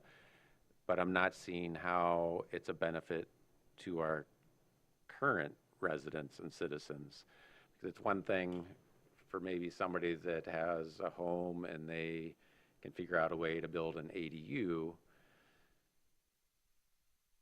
but to go from a single-family home to a fourplex, that, not that it can't be done, but most people don't have the means to do that, and so I guess that's what I'm struggling with, is like the reality of today's citizens, and if this benefits them versus future citizens in more homes. Thank you for them. And I just am sharing again a note that was written by Commissioner Stanley, where she just wanted to make the point that 4 households in one building is the same footprint as the impervious surface as of a 1 or 2 bedroom, because this allows you to divvy up what's inside, not the outside of it. So just wanted to share that because that was written there again in our different way of doing things tonight. And then I'm also just going to say that I will vote for this since we've been advised legally that that's what we should be doing. But again, it is a reminder that we do have the right, once this comes back, to vote no on it if we want to. This is introduction for possible enactment. And so I just wanted to kind of draw it back to that. This is just part of the process though. So, but I think we've had some really good comments. So I want to thank everybody for that too. Do we have other comments right now? Or questions? Mitch? Yes. Well, we've had some comments at the Planning Commission from our emails, and we might get some in public comment today about the character of our neighborhoods and maybe consideration for differences in them. To that point, I can look at a section of R2 zoned area that I walked through on the way to this meeting today along 7th Street. I can look from Central Grade School, which is technically R2, but one, it's TCAPS, which is exempt from zoning, and 2, I don't think that that's going to get redeveloped for housing anytime in my lifetime, much less beyond that. But looking right across 7th Street, I can see a lot with 2 single-family houses built on it right now, on the same lot. Only one is occupied right now, but it's still two houses on the same lot. Right next to it is a house that is set so far back that you could build a house in the front yard while still abiding by front yard and side setbacks. That house that's set far back has had changing numbers of mailboxes on it. I don't know how many units it's actually partitioned into, but between 2 and 4. 2 doors down, there's another duplex. There's houses on the same block that might have an ADU or might just have a garage that was built at some point with a stove, a second floor, and other amenities that could convert to an ADU. So this is, if anything, reflecting the density of dwelling units that we already have in existing R2 and making more of those potentially habitable units legal and occupiable. Thank you, Commissioner Treadwell. Seeing no other hands at this time, I'm going to open this up for public comment right now. If you have any public comment, please approach the podium.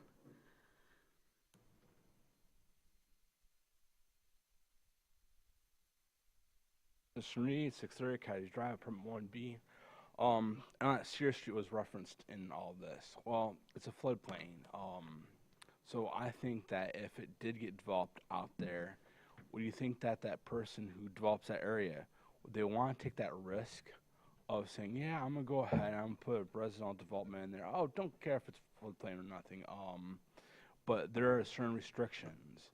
There's environmental laws that preclude that. It makes it very hard for somebody to put a complex out there out from Sear Street. Because unless they want to take that high risk of going ahead and developing the floodplain, I don't think that's going to happen. I think it'd be too costly. As referenced as a bridge structure would have to go through there. Well, that bridge structure is something that's just wooden planks. It's not really, it's just a private driveway. And so if someone wanted to put a complex out there, they'd have to go through a lot of permits, and there's a whole entire process. So it won't be something instant like, you know, it just popping up. So I know I'm going to have a very, just, you know, that's how it is. So unless somebody just bypasses all of the zoning permits, it's not going to happen. So thank you. I love the comments. Thank you.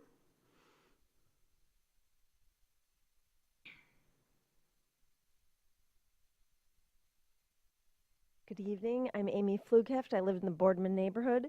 I'd like to point out that my concern is a little bit more attention to perhaps recognizing the differences that the historic neighborhoods could have in this regard.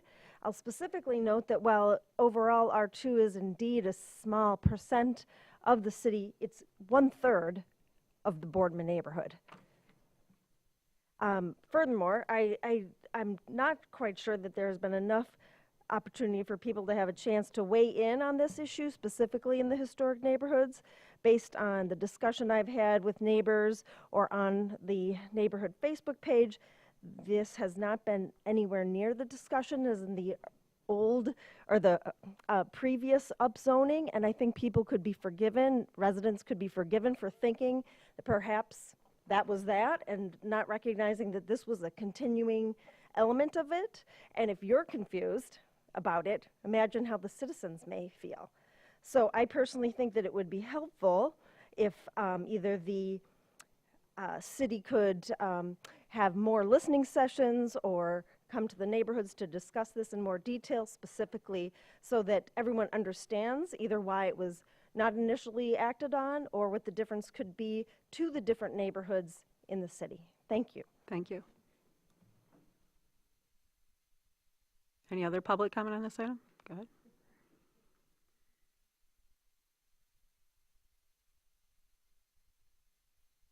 Fred Bimber, 1223 Randolph Street, city resident. I don't live near an R2 district, but something concerns me a great deal about proceeding forward with this at an April 7th commission meeting. A year and a half ago, when a great number of zoning changes were being considered, there was a great deal of publicity and a great deal of public interest. A lot of people showed up for city commission meetings to speak on the subject. We're not seeing that right now. Most of the people that live in or near R2 districts have no actual notice that this is being considered. No notice was delivered to people in those areas. They don't know this is occurring. I don't think it's appropriate that the city commission go forward and make these changes without actual notice to the people in those neighborhoods so that they can weigh in on their opinions about this, which I think city commission members should consider. Thank you. Thank you.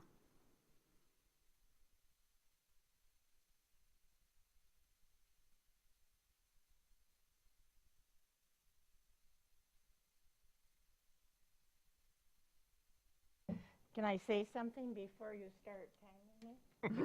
Maybe. We let you get away with a lot, Adrian. Go ahead. Tell all of you, this is my 63rd wedding anniversary. Ah. I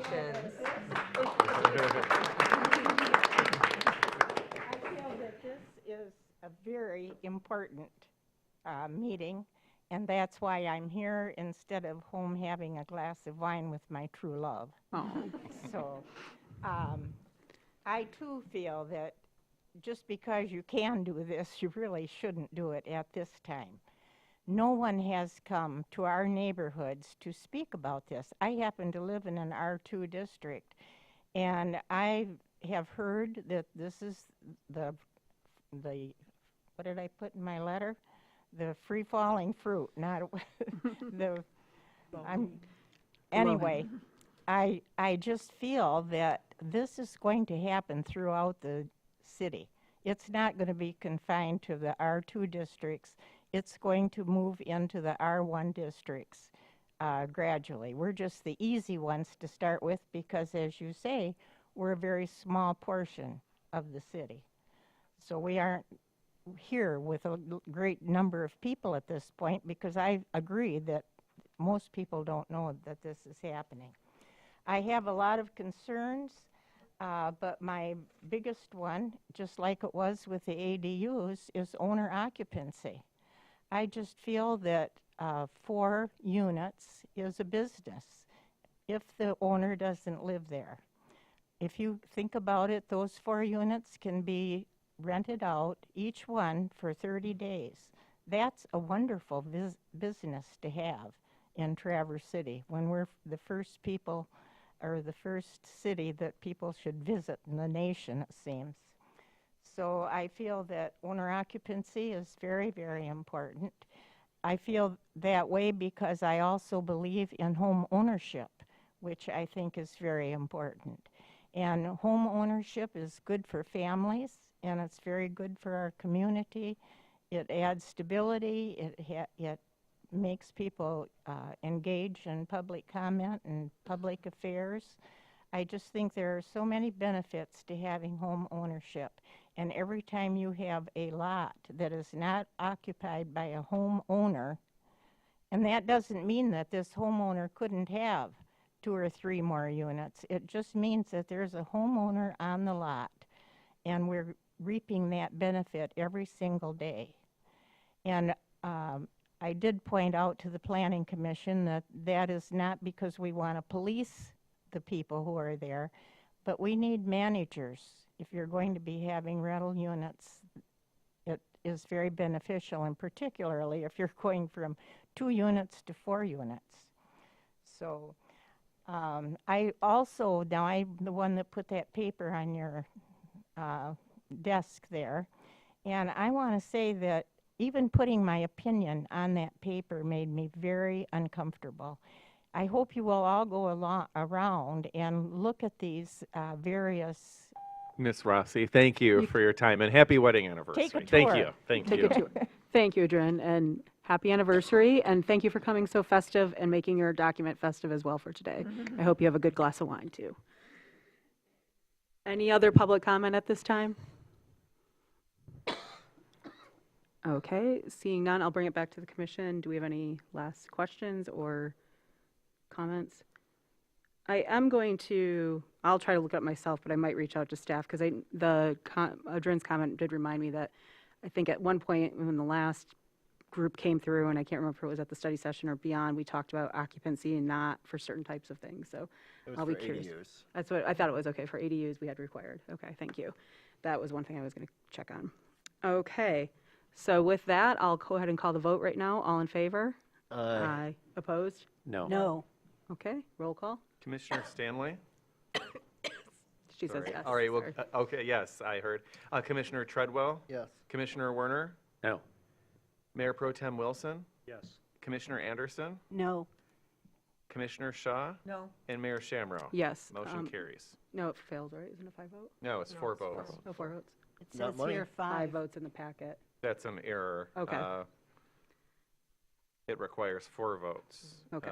to introduce or enact an ordinance. Okay. That's in the city charter. So, but this, yeah, so we can, that will come back. And this is fulfills our legal duty too. So with that, then we're going to now move the acceptance of the financial statements, because that is now item number 2 with our amendment.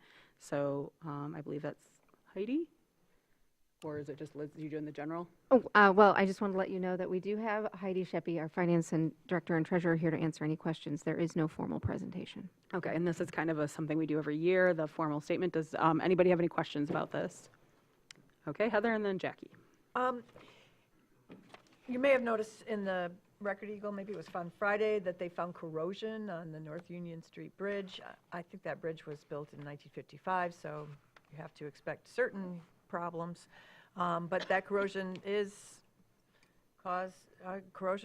salt causes corrosion. I did see that there is a request for dedicated funds for bridge maintenance in the 25-26 budget. Yes? Is that true? That's the last bridge, right? Of 7, yes. We haven't Yes. completed the budget yet. This is the 23-24 For financial audit. statements that we're presenting.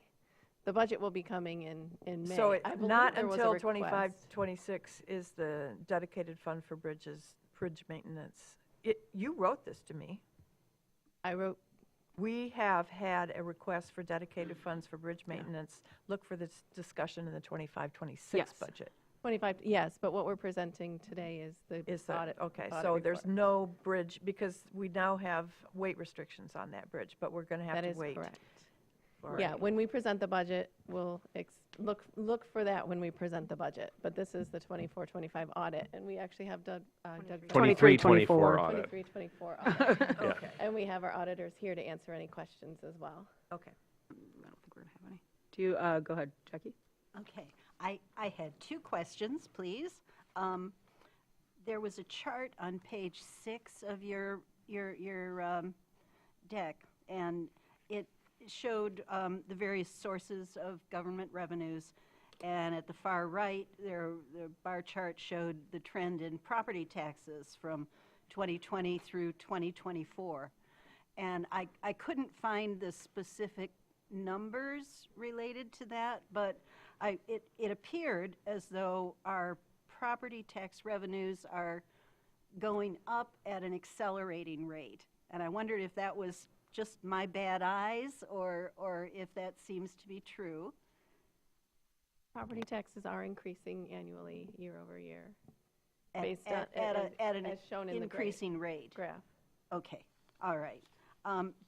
Do you, Just to clarify, if I may, that's the revenue, not the actual tax yes, rate, right? yes, yes. And, but this one was specifically the category for property tax revenues that I was looking at. Correct. So, why is that growing at a faster and faster clip? Can you help me understand that? So the taxable value, again, is created by the assessor. Right. And then the assessor the assessor has to answer to the equalization director, who then has to answer to the state of Michigan. So the state of Michigan establishes their rates that they expect the units assessors to assess and equalize the taxable values. And I've learned more about this as we go, whereas the assessor, and if our assessor were here, she would be able to tell you a lot better than I. But when they equalize the taxable values, they have to adhere to the state's schedule. So they can't come in and say, oh, we don't want to raise taxes this year. They have to adhere to what the state tells them to. And so it's equalized throughout the entire state and then throughout the county. Interesting.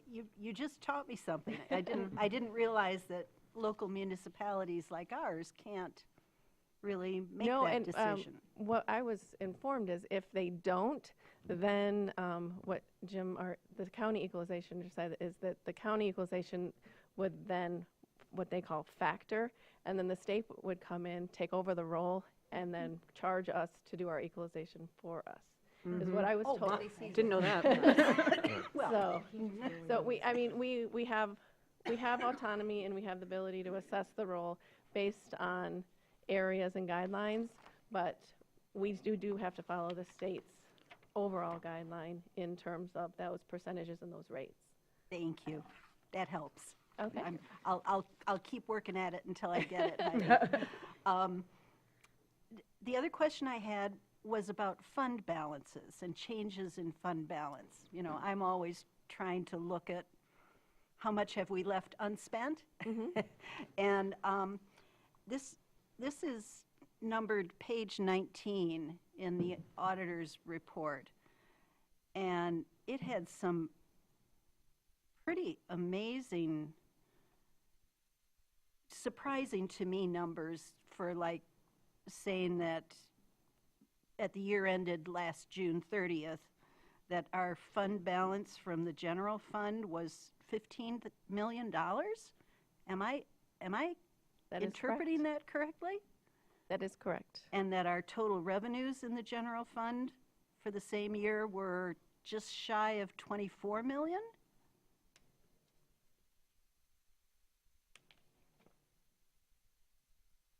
That is correct. And we have a target to have a 20% maximum fund balance?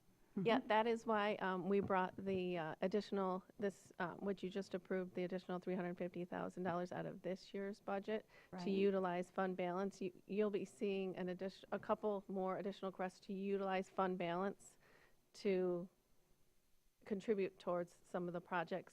Because we're Lovely. hoping to plan, we don't want it to grow that much. I mean, and then that's not the policy, and I know we have a policy. And you'll see that in the budget, I created a page to show the fund balance history and hopefully make a plan for utilizing that. Great, thank Yeah, you. It is I will on my look radar, forward to and it seeing is that. something that we'll be addressing.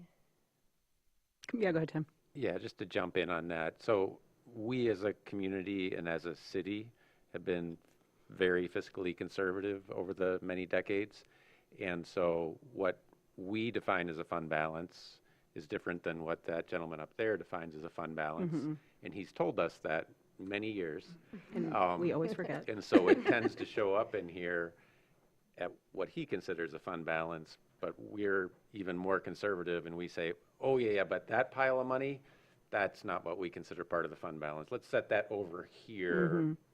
And let's set that other one over there, but we still have a significant fund balance. And you see which on we'll that get graph, to that policy that's being there's referenced. two separate, there's the GASB 54. So those are actually, we've separated those out into separate funds that you have earmarked for distinguished spending. So the general fund is a little different, is the lower of the two.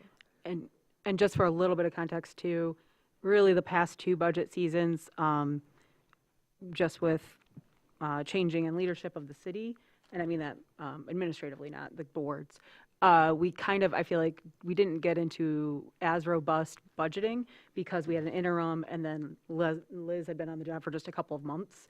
And so I think that as we're moving through and viewing some of these, we are very conservative, but we were even more conservative the last couple of years with that kind of difference and handing off the baton too, so. Thank you. Yeah. Any other questions? Well, thank you so much. We'll ask you about fund balances again in a year or two.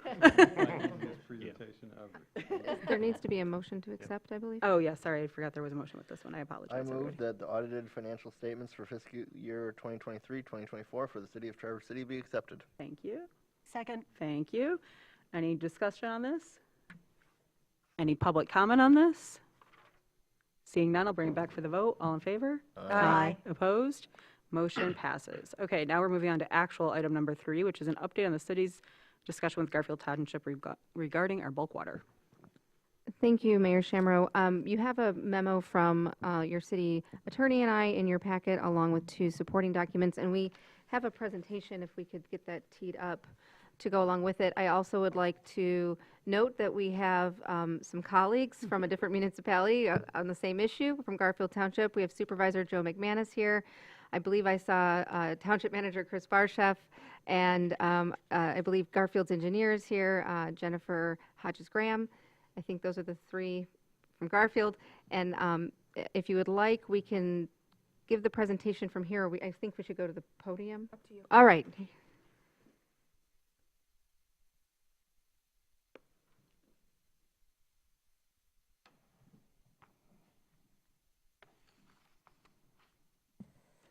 Hello. Sorry, I'm short.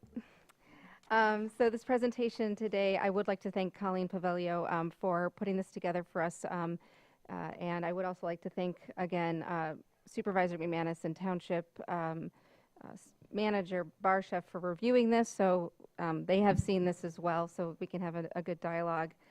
I would just like to introduce the topic, which is we are going to talk about the water agreement update between City of Traverse City and Garfield Township, and then I will be turning it over to our City Attorney, Lauren. I'm only slightly taller. So just a little bit of background on this topic. The city has several water supply contracts. We call them bulk water agreements as a sort of our shorthand for it. And they are with Garfield Peninsula and Elmwood Townships. The subject of this presentation and this topic is Garfield Township's bulk water agreement, which was entered into in 2003, and it goes through 2028. So we're coming up on the end. The other two come up in 2029. So this is going to be a topic that we need to start getting into now for all three of the bulk water agreements, and that's coming up for all three of them. So what you've known since probably about a year ago is that we've been dealing with some challenges related to capacity under the Garfield agreement.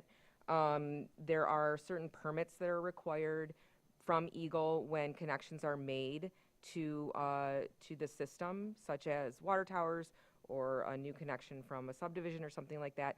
Those are called Act 399 permits. So those will come from Eagle when somebody wants to tap into the system, so to speak. So that's been a factor. There has been an issue with an expanded service out into Long Lake Township through Garfield, so that has been a topic of conversation. And then another part of the conversation has dealt with the Commons property, and in specifically the Rec Authority's Barnes project that they've been working on, and that is looped into all of this. That's a water pressure issue. It's not a capacity issue so much as a water pressure issue. And that's something that we've all known about for a while, but the Barnes is being built out, and so it's kind of come to a head with the project that they're working on over there. So there are a lot of topics that kind of have come together to push this conversation forward, and we're moving it forward now, so that's a good thing. So we'll try to cover, it's like eating an elephant, like one bite at a time, and we'll go from there. So I'll hand it back to you, Liz.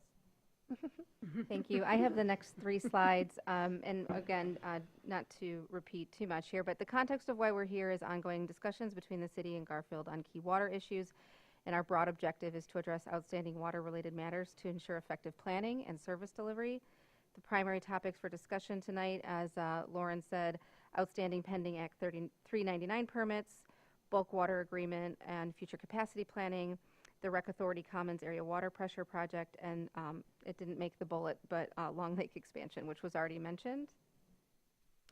And I think this is a really good graph just to show where we stand with our plant capacity. The water treatment plant can produce 20 million gallons of water per day. That's the MGD. The actual transmission system can push out just slightly less than that 20 million that it can pull in. 5 million gallons is the reserve capacity under the current bulk water agreement for Garfield Township, 1 million gallons for Peninsula Township, 0.75 for Elmwood Township. The city has a reserve of 10 million gallons per day, and then we have a plant capacity of 2 million gallons, and that equals 18.75. That's allocated amongst those contracts. And again, the total that the plant can produce and push out is just under 19 million. And I think, when you come to the table to meet with folks, you should always try to start with where do we agree or where can we find agreement. And so I wanted to talk about those common acknowledgments and the recent progress we've made in having discussions. There were agreements to release 4 pending Act 399 permits in Garfield after conferring with Eagle, agreement to release the Joint Rec Authority 399 permit application for water pressure, acknowledgement that expansion into Long Lake did not meet required approvals, and consensus that future water system expansions would require city approval, acknowledgement that new master meters will provide daily collection to guide future decisions, and recognition that irrigation management and water conservation should be discussed as a part of a holistic conversation. And shared goals, ensuring adequate water supply for both entities, improving infrastructure for accurate flow monitoring, and addressing concerns about peaking factors and system capacity. And certainly anything that we work on for one of our bulk water will help the others. So I'm going to turn this over to Lauren, and the next two slides are on the township proposed solutions that came to us, as well as where we stand with the Rec Authority and Commons water pressure. So we had a couple of really productive meetings with Garfield leadership, and what came out of those meetings is kind of the acknowledgments that Liz just talked about, but also Garfield came to the second meeting with some proposed solutions, which was a huge step forward for us. The first one was, you have a letter in your packet that came from Garfield where they had requested 8 million gallons per day. And we sat down and, it's an educational process, and they didn't know that we don't have another 3 million gallons coming from the plant. So we all learned. We do have 1 million gallons that is unallocated at the plant right now. And so at that meeting, we talked about that request being modified. So instead of the 3 million that had been requested, 1 million additional, the unallocated 1 million, to amend the contract with Garfield and add that to their contract. They talked about all existing and future permits except those in Long Lake Township being released. We did end up agreeing to release the 4 permits that were pending in Garfield for developments. They've been pending for quite some time, really, since these discussions started. And after conferring with Eagle, we were confident that releasing those permits would not jeopardize our system at all. We can supply that water to those, so we went ahead and we had done that. And also, I'm losing the thread, sorry. We've got some issues with the meters on the edge of town that meter the water going in and out from the city to Garfield. The main meter has been replaced on Cass, but there are several other meters that need to be replaced, and we agreed that would be prioritized and that is coming down the pike this spring. The meters were ordered and we have them, they've been delivered, we being, I think BPW has them in hand, and it's being prioritized to make sure that those are in place this spring. That will allow us to have basically up to the minute readings on the water that is coming through the system, and that should alleviate the issue of the peaking factor that we've been talking about with Garfield, because we'll have actual reads on the water. So monitoring that daily usage. And that Garfield will also, they've told us, at additional storage options. And what that does is really allow water to be stored like in a tank or a water tower. That really calms the peaks. So instead of pulling directly from the plant, if there's a high need for water, usually in the summer months, it could be stored, and then that really smooths the peaks that would be needed, and you wouldn't have necessarily those spikes in the summer that you otherwise might have. So we do agree that that would help if they're looking at that. Formalizing the agreement for the existing customers in Long Lake Township. This is the extension that went out Cedar Run Road. Those customers, it's one neighborhood, about, I think, 100 residential units out there. And there's not an appropriate document that really covers those customers right now, because it shouldn't have been done that way. We agree with that. You've known about that as well. We need to get that covered by an appropriate document, and I think that we can work toward that. And then further analysis is needed about the Rec Authority Commons area going forward. We agree with that as well. That's the next slide. And the reason that, well, I guess I won't skip ahead to the end. Just to speak a little bit more about the Rec Authority and the Commons area, this is really a priority at this time because the project is imminent, and it is tied to a number of sources of funding that if they don't get their C of O once it's been completed, could become an issue. And the reason that it's tied to the C of O is because the low pressure in that building that can't be supplied with enough pressure as the system exists. It doesn't allow for appropriate fire flow and even things like flushing toilets. So it's really important that we get that project online. It's a joint rec authority. It's joint between the city and Garfield, and it's coming as a request from the joint rec authority.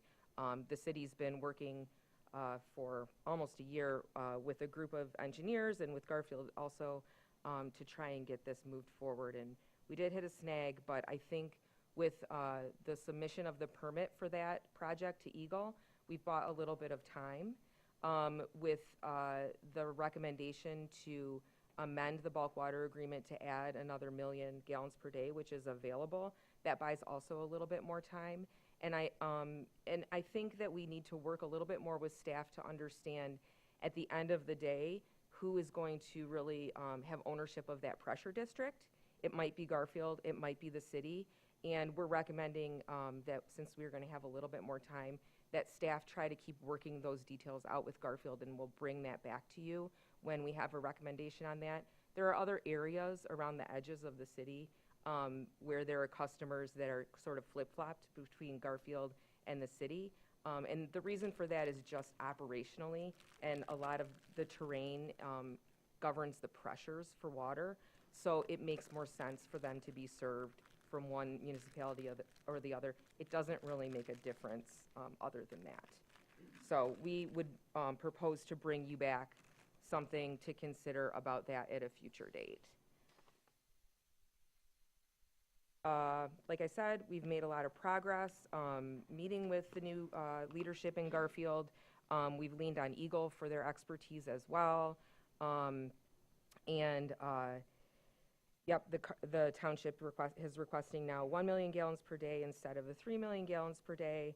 I mentioned the fast tracking of the new master meters already that will provide us with better flow data. And then for the future, looking at the Long Lake expansion and the final, resolution of how we're going to deal with the rec authority. So I'll hand it back to Liz for next steps. Thank you, Lauren. This is our last slide. So immediately before the City Commission for consideration is the recommendation to approve the allocation of the 1 million gallon per day to Garfield Township. This would be an amendment to the current bulk water agreement and to authorize the city manager and city attorney to finalize the documentation for that capacity. Further considerations, and we're looking, of course, for direction on how to move forward. Continue to review Garfield's proposals, especially regarding the bulk water agreement. Assess the feasibility of the Rec Authority Commons Area Water Service transfer that was proposed. Monitor water usage data post master meter replacements. And again, we'll be able to get daily reads on those new master meters to refine future capacity planning. And then long-term planning. Define the terms for future contract negotiations between the city and the township and ensure mutual compliance with Eagle regulations and system upgrades. And that is our presentation. Great. Questions? We can take questions. I think we can sit back.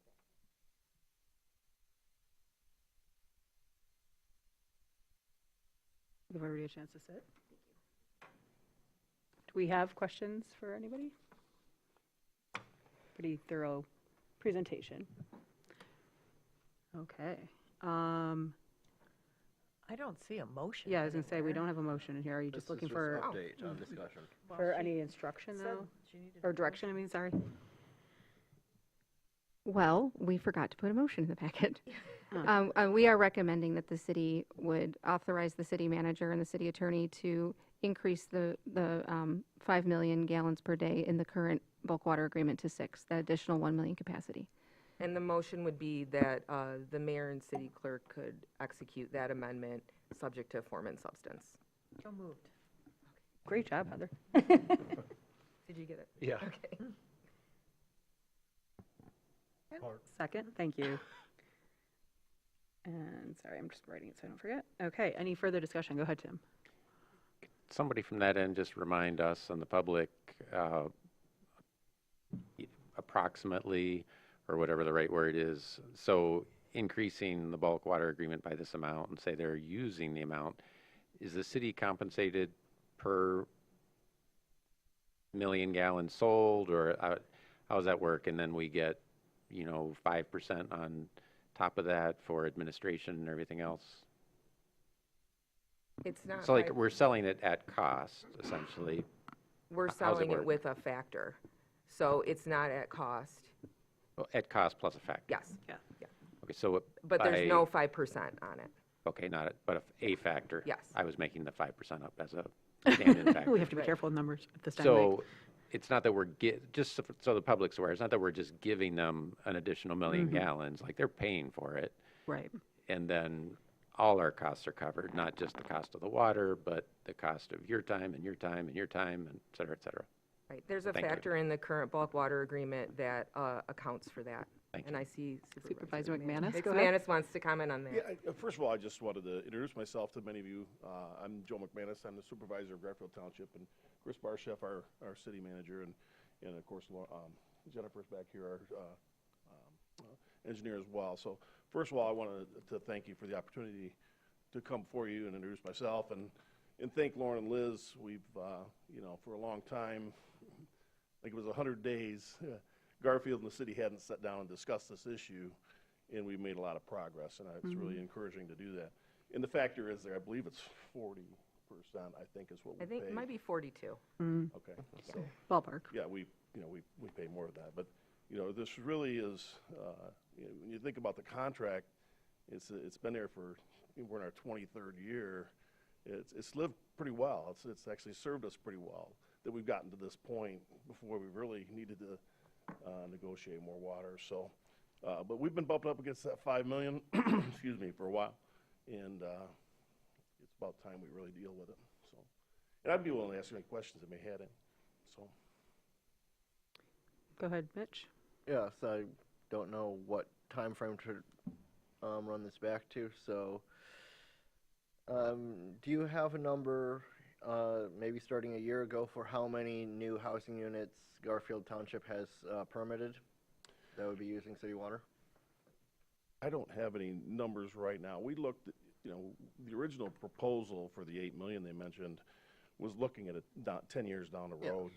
So, you know, when you look at our master plan and everything, I don't have any specific numbers, but we had 4 permits that were sitting since last April, but we have more applicants, you know, coming in as well. So this million will get us under the 80% capacity of the contract, which is a real key number that allows us to buys us time, as they said. So, Good. Other questions? excuse me. All right. Thank you for Thanks a lot. approaching. Nice to have the introduction. Okay. Any other questions or comments from the commission? I'll open it up for public comment on this item then. Does anybody want to make any public comment on this item? Seeing none, I'll bring it back to the commission then. All in favor? Aye. Opposed? Motion passes. Okay, now we'll move on to item number 4, which is brought forward by Commissioner Warner and Commissioner Treadwell about future agreements with Kayak Bike and Brew and Hall Park. So I'm just going to look to Commissioner Warner to help us here. Yeah, I'll jump in to start. I just talked with several people in our community about this topic, and for lack of a better analogy, I look at this like an appraiser maybe looks at my house, and there's different ways to figure out what the value is. And so I was hoping that this body, not by a motion or anything, but just by some consensus, could direct city manager to work with staff to bring back to us different ways of looking at what's an appropriate amount to charge. Specifically this commercial user of our parks, but also future, because I would anticipate that with Fish Pass and its completion, still a year and a half off, if things go well, that there'll be there will be increased commercial activity of our parks for kayaks and canoes. And so to try to get whatever it might be, whether it's considered a policy or something else, I don't know necessarily what the options are, but something that sets us on a path so we're maybe not fully prepared for that, but at least thinking toward the future. So yes, this specific case, but also additional cases that might be coming our way in the not too distant future. and I guess by way of example, as far as what costs we're trying to make sure we cover, it would be like, fractional use of an asset, so a particular boat launch and just the wear and tear, et cetera, but I don't pretend to know like how to put a value on that, et cetera. So different ways of looking at it, and if something could be brought back to us. And if Commissioner Treadwell has any comments, that's kind of all I had, just to introduce the item.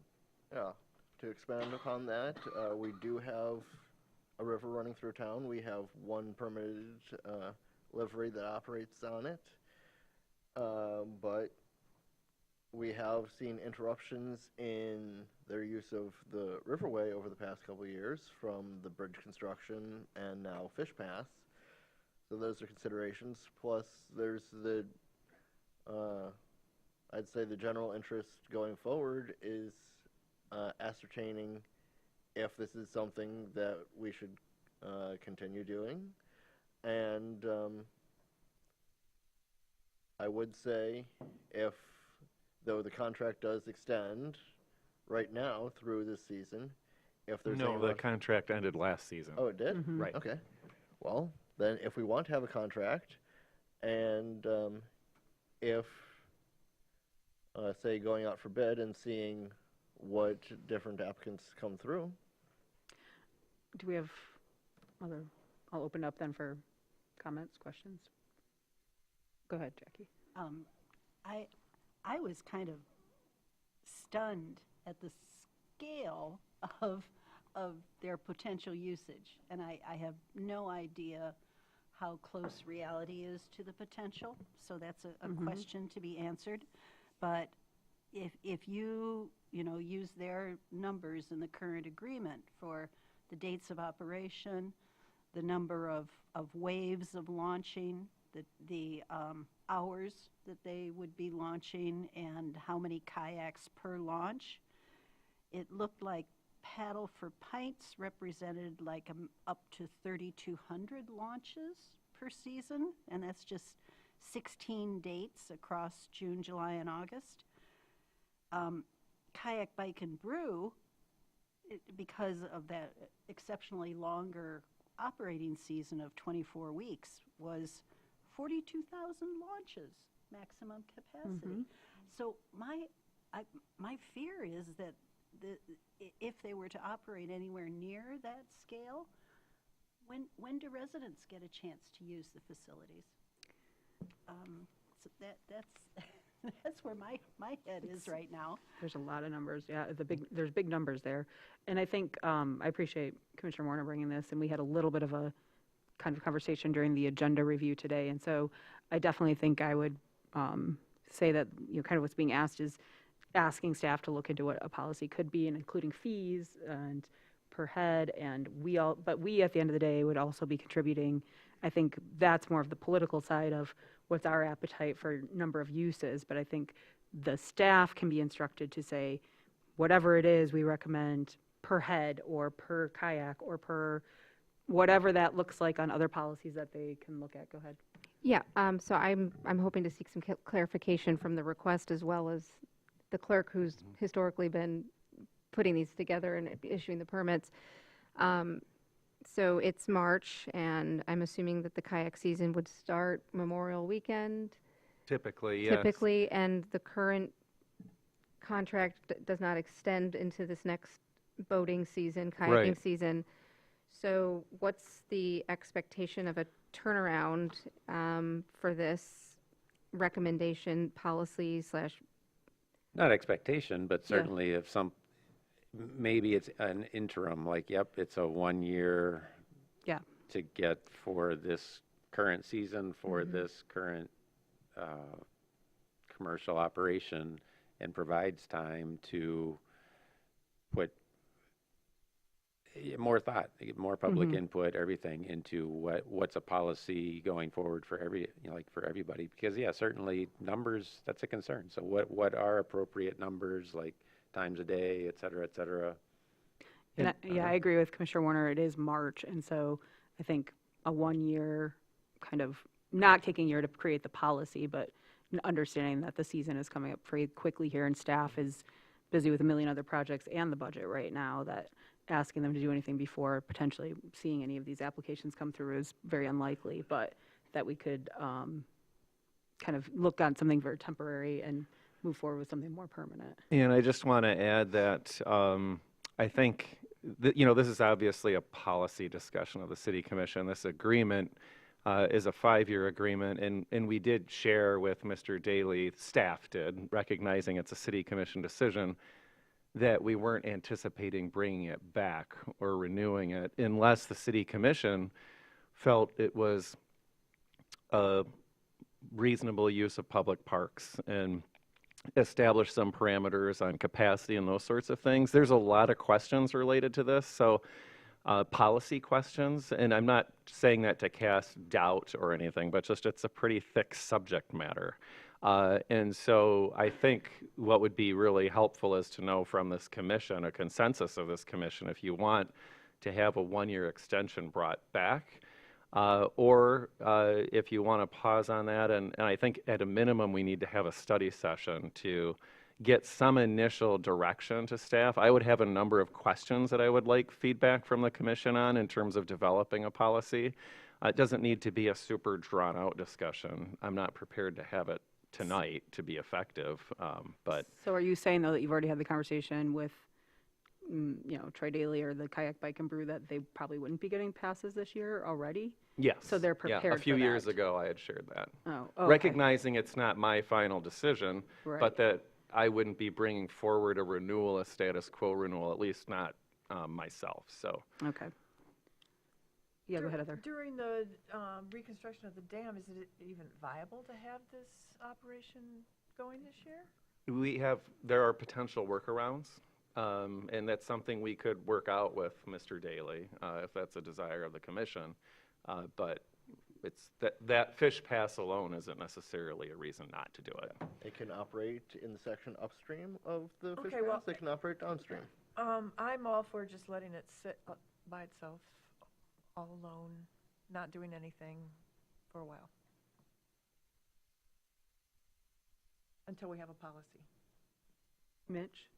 Yes, I would counter that with saying that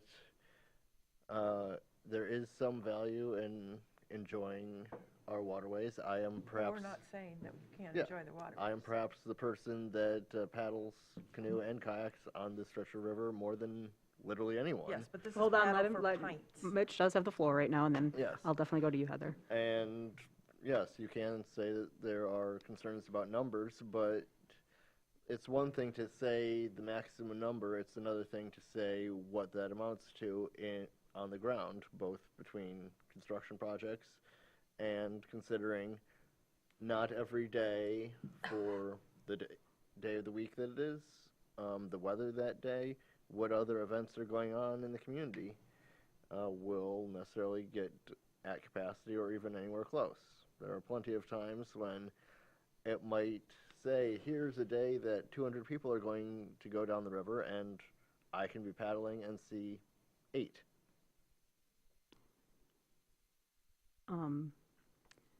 Commissioner Warner, you did bring this forward, and this is a different this is some context to the conversation. So, like, because you brought it forward, where are you at Well, I on guess, this? like, I'd like to see us at least make an attempt to get a permit in place for this season. And to me, it's both the dollar amount that seems palatable / appropriate by this body, as well as numbers.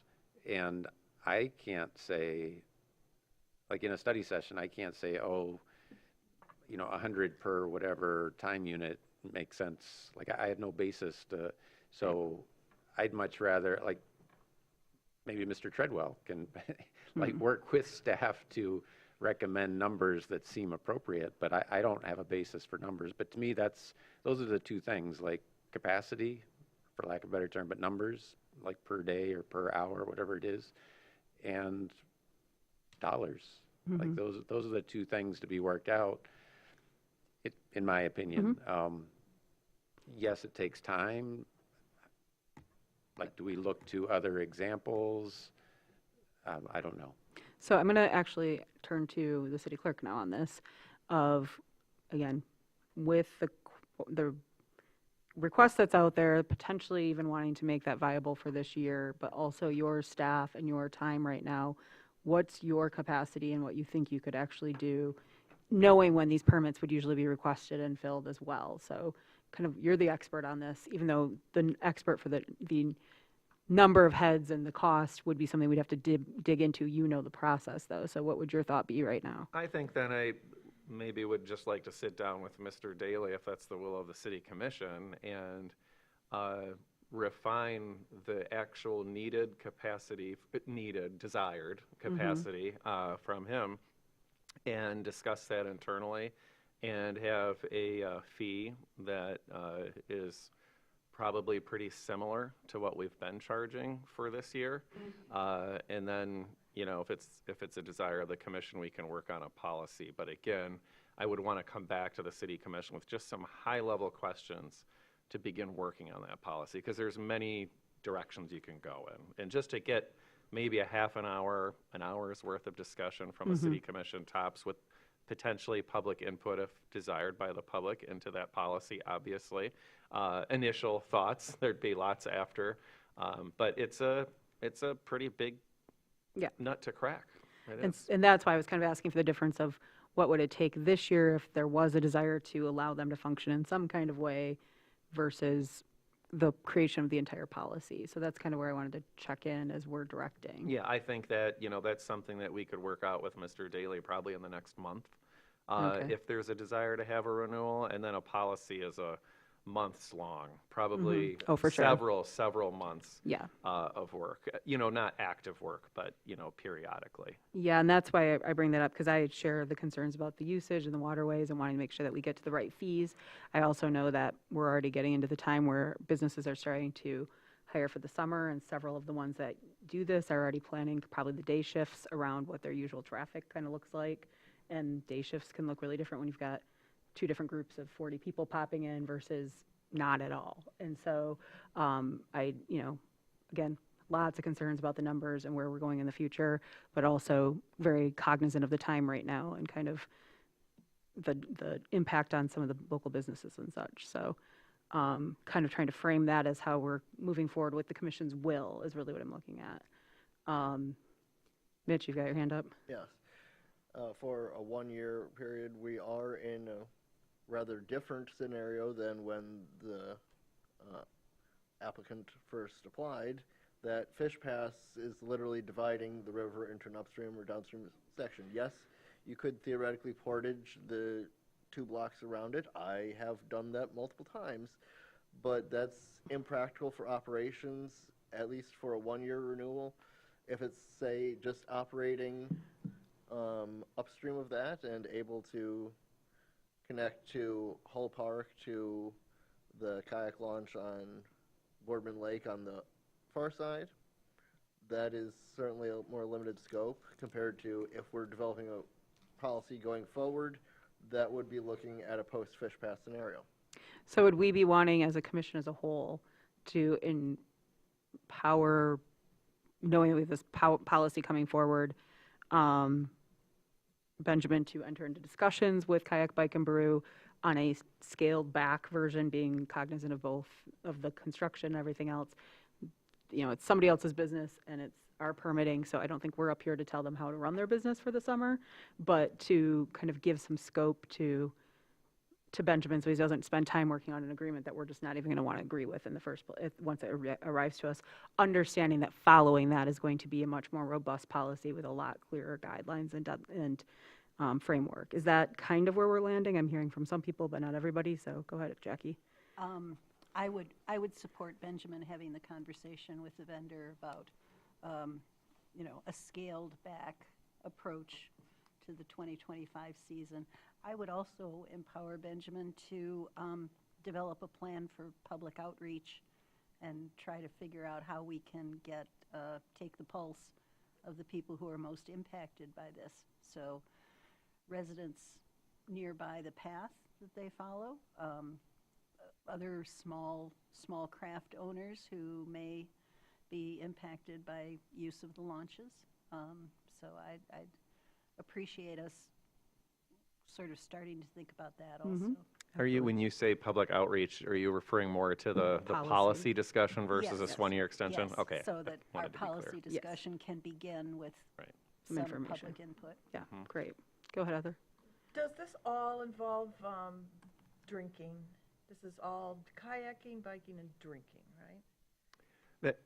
That is the nature of their business model, yes. I feel that this kind of tourism is harmful to Traverse City, and I don't support any of it. Okay. Other thoughts? Just trying to weigh in to make sure we're not having Benjamin. No, I'm fine with, agree with Commissioner Anderson. Okay, great. I agree. I have a vigorous head nod from Commissioner Stanley as well with Commissioner Anderson's thoughts. Okay, so that, I think that's where we're at with the commission right now, is have a discussion about what the summer could look like for a 1 year, and then you as the kind of officiant starting to investigate a policy that then will be brought back to us for more questions and details to help you kind of fill that out in the coming months. Yeah, that's clear enough for me. Is that good by consensus? You don't want a motion or anything? Nope, I don't need a motion. Is that Thank good you. with everybody? Okay. For the, what you vote later is your choice, but for the instructions. Okay, so that, I think, does that satisfy where you wanted to be, Commissioner Warner? Okay, with that, we will move on to, Offer public comment? oh, sorry, we didn't have a motion, but yes, I should have public comment. I apologize. That was my usual indicator, so, sorry. Please feel free to approach the podium. Hi, Richard Robbins, 720 Center Place. I'm here as a resident, not representing anybody. I live on Boardman Lake, and it's a reality. We like to use our waterways. I would just ask that the policy discussions and the policy gets put into place also incorporates a very robust procedure and policy for operators of these types of businesses to educate the users about proper behavior, not littering. I mean, one of the things, I too kayak a lot up and down the river, and so the idea of beer cans in the bottom of the river, it's not bad, but I would just, by and large, people are pretty good. Every so often, you just get a really bad group that are littering, boisterous, very, where they're very drunk. And so I would put it upon the policy of the city to request that these operators, have some sort of a process, to manage that, and to educate them as to if you want to come back, here are the things that the city requests that is proper behavior, because again, we want to have a good experience for all people, not just those on the river. So anyway, it's just a thought. Yeah, thank you. Thank you. Karen Nielsen, 12223 Randolph Street. What I'm remembering is not too many years ago, down in the open space, we had groups, commercial groups, that wanted to make, money. And so what they were doing was every single weekend renting the open space, because it was very reasonably priced, and we had those lovely snow fences, or often some kind of fences, so they could, charge for people that entered their space. But what it meant was we, the public, that paid for that open space and maintain it, didn't have access. And we finally did come to the city, and we asked them to please, can you set a policy to at least allow us once a month, twice a month, something, on some kind of regular basis, make sure that we locals also had the ability to enjoy a public park, an asset of our city. I see the Fish Pass is a similar thing with the kayaking or whatever. And so I would encourage you, as you make a policy, that you make sure there are days and times when locals have access. And I forget who said it now, I think it was you, Heather, it should be times and a place where families can go as well as the drinkers that are in this world. And so try to find a balance between all different kinds of users, but particularly us locals, because, you could sort of, we could be closed out of, wonderful part of our community, and that seems kind of unfair that we don't have a right to use it some of the time too, without having to pay for it twice. Thank you. Thank you. Good evening. Troy Daly. I'm the owner of Kayak Bike and Brew. Good evening. Thank you for the opportunity to speak tonight. I'm Troy Daly, owner of Kayak Bike and Brew. For over a decade, we have been a part of Traverse City's identity, offering a unique recreational experience that connects the residents and visitors with the beauty of our waterways, trails, and local businesses. Since securing our license agreement with the city 8 years ago, we have paid over $245,000 in rent, directly contributing to the community. However, in the past 5 years, while due to the construction, including all the bridges, roads, and the Fish Pass project, our operations have been significantly limited, reducing our customer numbers to a fraction of what they once were. And despite these challenges, we remain committed to adapting, growing, and giving back. Our team consists of local full-time employees who rely on this business for their livelihood, and we continue to support the economy through our partnerships with Heart Trails and local businesses and city organizations like the police and fire and the EMS that we've hired in the past, and our river stewards. And looking ahead, we do seek a license renewal that gives us continued access to Hall Park and Union Street Dam, made temporary use of American Legion Park during the Fish Pass, and ongoing collaboration through our pre and post-season post-season meetings with the city, city and Parks and Rec Department. Our focus remains on sustainability and reducing our impact while increasing the value for the city residents through recreational access and unique experiences. We appreciate your time and consideration and the ongoing partnership as we move forward. And I just wanted to answer a couple of things that were all brought up. Is the agreement that you have in front of you was created in late 2018, early 2019, like all before all the construction that ended up happening. And when I created that, we asked for everything because I didn't know what the business was. Well, after all this construction and everything happened, our numbers significantly dropped. Last year we had 2,200 people overall for the entire year. Mr. Daly, thank you So- for your comments. Thank you.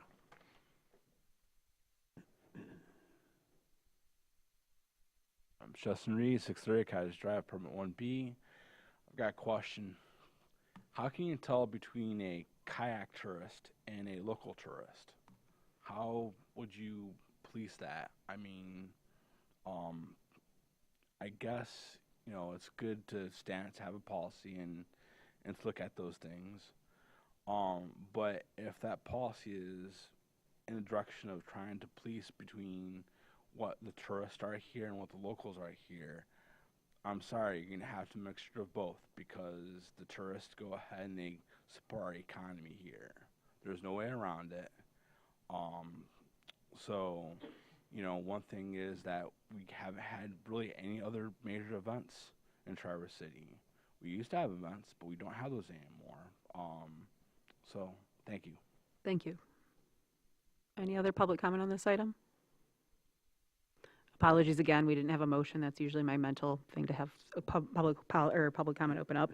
I want to thank everybody. A lot of the points that were raised, low impact, high impact, the future with the post Fish Pass, if we will, construction. I think will all be part of the bigger conversation we'll have when Benjamin brings us the policy questions. But I want to thank the commission for giving staff a little bit of direction here to see what our will is for right now and looking to the future. So thank you all for that conversation.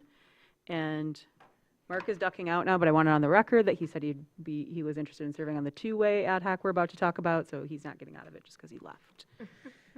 So with that, we will now move on to appointments, and we have the two-way State Street pilot here, and this is the ad hoc that we had requested as part of the conversation about the renewal of the, what do we call it? Pilot, sorry, go ahead.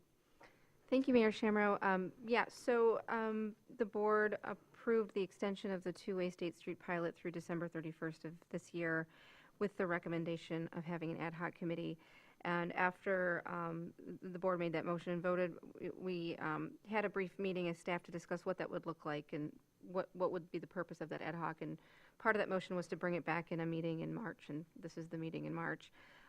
So we have two ad hoc committees currently up and running right now. The Brown Bridge Trust Fund ad hoc, which is to recommend ballot language for City Commission consideration regarding the Brown Bridge Trust Fund and a list of parks or however that's going to go to the voters.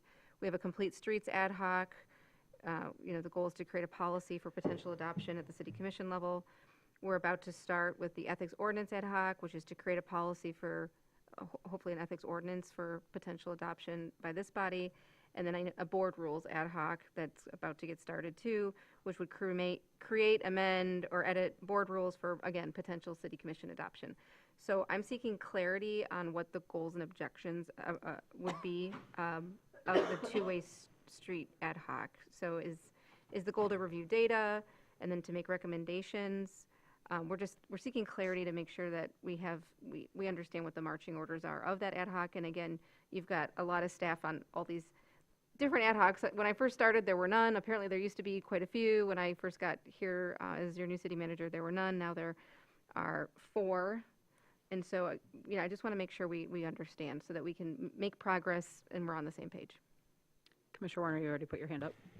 Yeah, if this is to move forward, I would recommend that the ad hoc be there to largely advocate for pedestrians and cyclists. That seems like it's an area that could be strengthened, from what has transpired the past 2 years.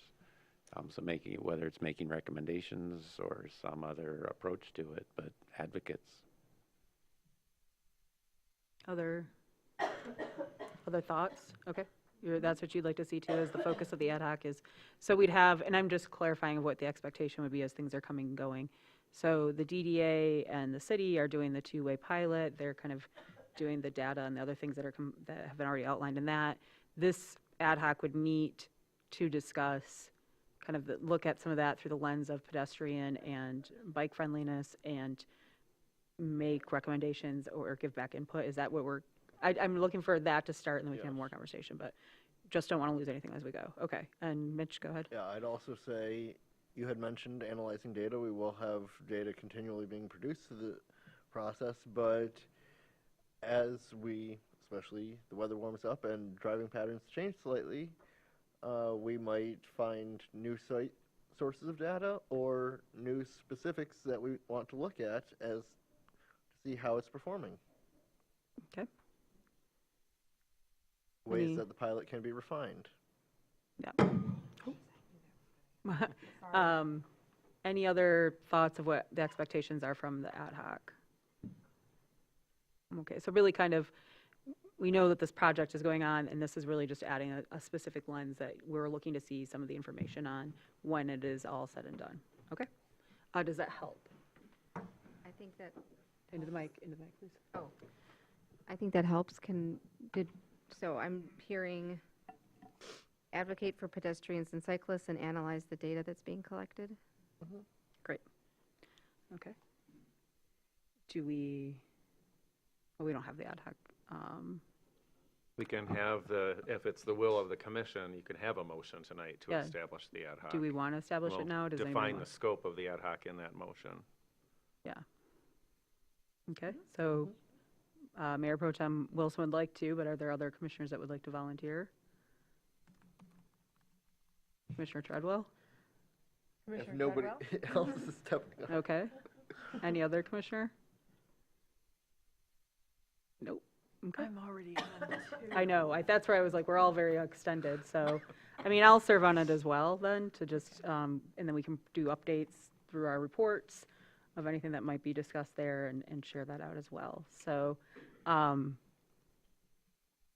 What does that motion sound like, That a Benjamin? city commission ad hoc committee be established for the two-way State Street pilot to review data and make recommendations on pedestrian and bicyclist accessibility, with blank to be appointed to such committee. Well, I think it's going to be Mitchell Treadwell, Mayor Pro Tem Wilson, and myself. Okay. Okay. And then who is the chair of the committee? I'll just be chair, I guess. Okay. So we just need a motion. Who wants to make that motion? My Stanley with her big voice, and we'll have Heather Shaw second it. Okay. Any other discussion on this? Go ahead, Just Tim. by way of example, easier for me to say, like what's in my head is, so if, say, there's discussion during the pilot this coming year about adding a turn lane, whether it's right turn, left turn, whatever, a turn lane for motor vehicles, there can be a voice that says, okay, but for pedestrians, like, because too often it seems that becomes tertiary, maybe secondary at best, but. If there's a left turn lane for cars, how does a bicycle execute that same left turn? Yeah. So just to make sure that we as a community are reminded of the full discussion. Thanks. Great, yep. Any other comments? Just that there was an MDOT, did anybody else watch any of that MDOT presentation? It was last week.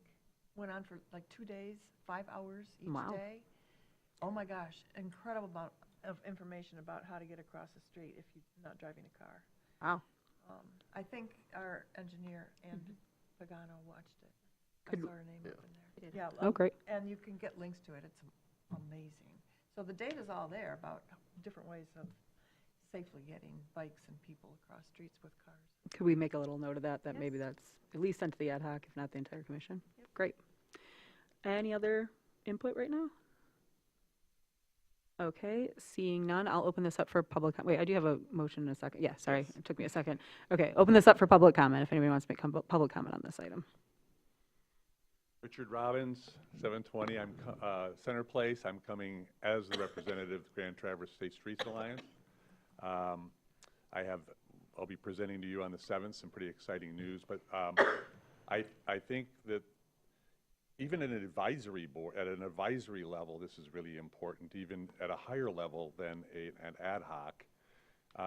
We have now secured some pretty exciting visualization expertise, engineering expertise that we would like to bring to the table to the ad hoc as a member of the ad hoc, and we'd like to be part of that because I think we can reimagine State Street and Front Street to be a whole lot more pedestrian, wheelchair, disabled, and bicycle friendly, as well as runners, where we've had several accidents that are unreported on many of these corners, not just ones that have been reported, but people that have been run over, runners, by cars taking turns. And so we'd like to really be part of that to bring this expertise that we can bring in a pro bono fashion to the group so that we can start developing some real smart decisions around State Street other than moving cars. So anyway, we're looking forward to it. So. Thank you. Yep.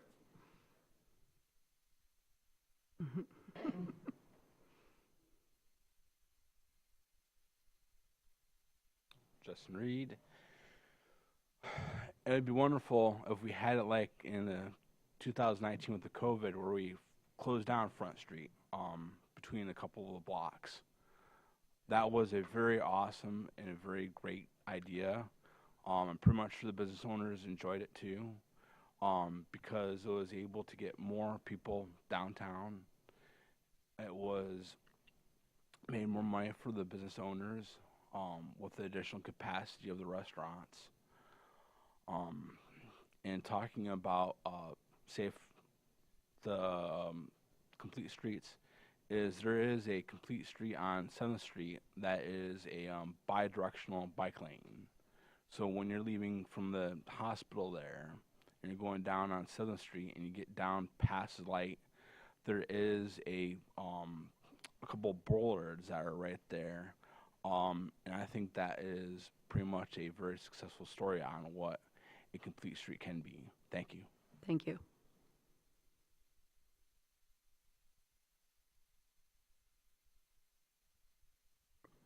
Harry Burkholder with the DDA.